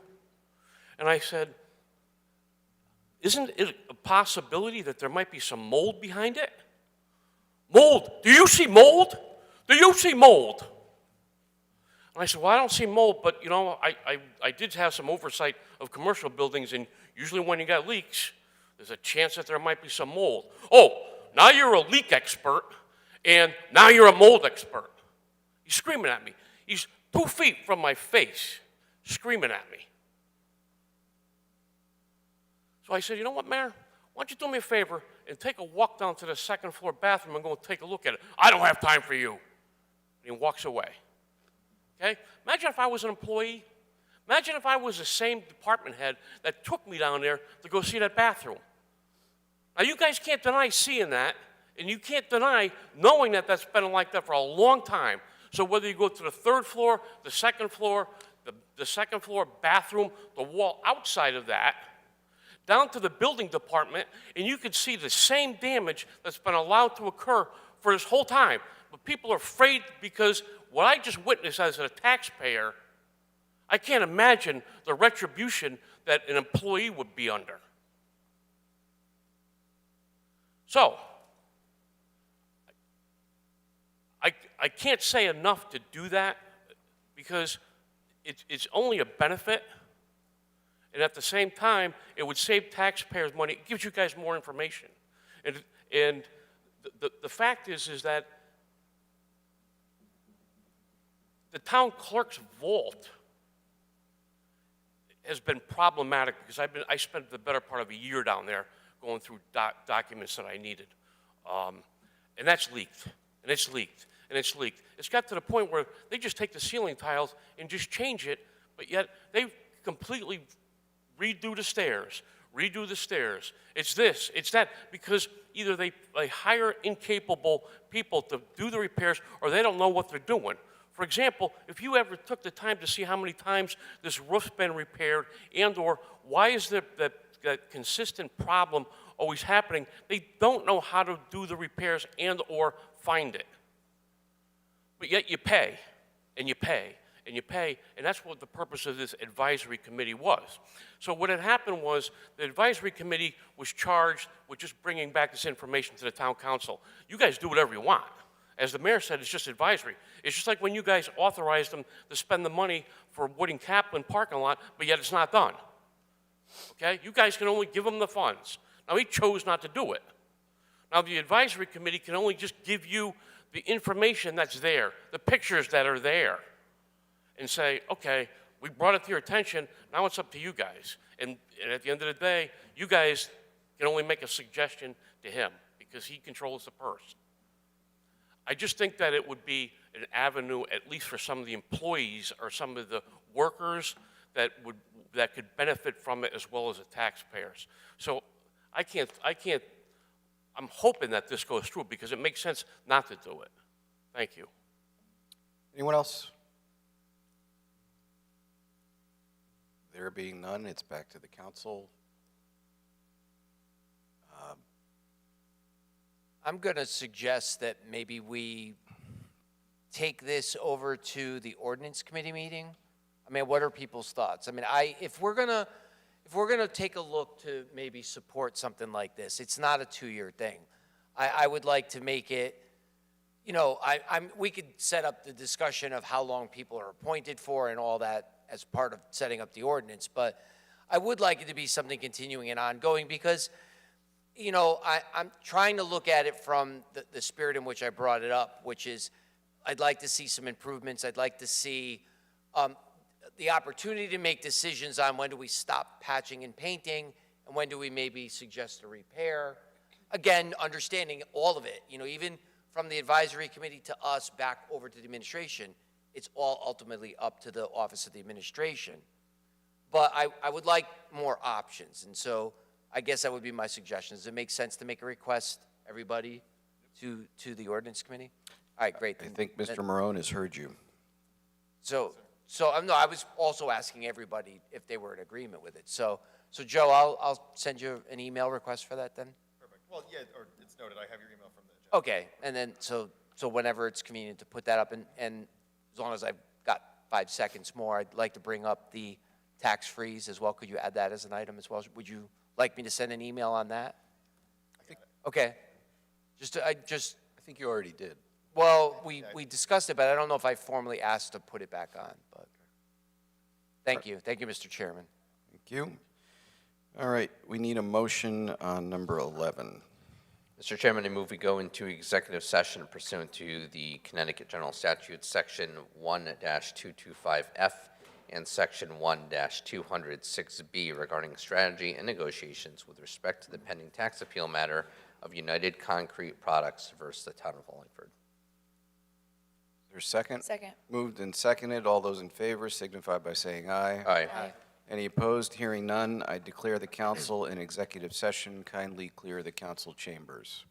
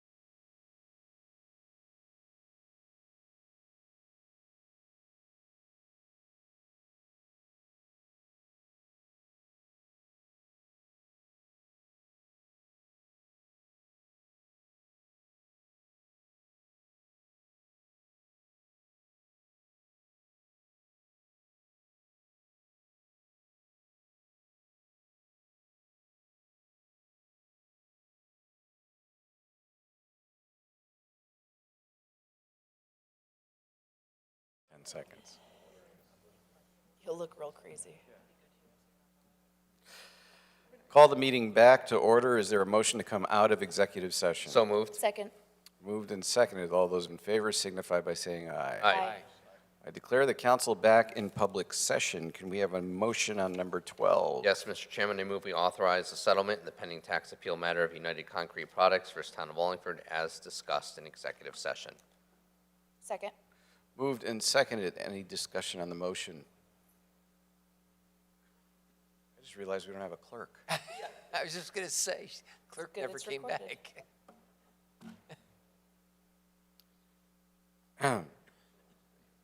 Can we phone it in later? Let me see if she's out here. Yeah, she should at least, yeah. I mean, I think we can have a voice vote, but she might want to be here.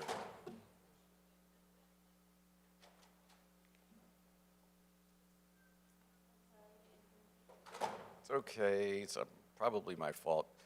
Just to bring you up to speed, we're out of executive session, and we are entertaining a motion on number 12. Councilor Laffin moved it, and Councilor Allenson seconded it. And I'm going to call a voice vote. So all those in favor signify by saying aye. Aye. Any opposed? Hearing none, the motion carries. I will now entertain a motion to adjourn. So moved. Is there a second? Are we too tired to second the motion to adjourn? What do you- Seconded by Marone. All those in favor signify by saying aye. Aye. Aye. I declare the council meeting adjourned.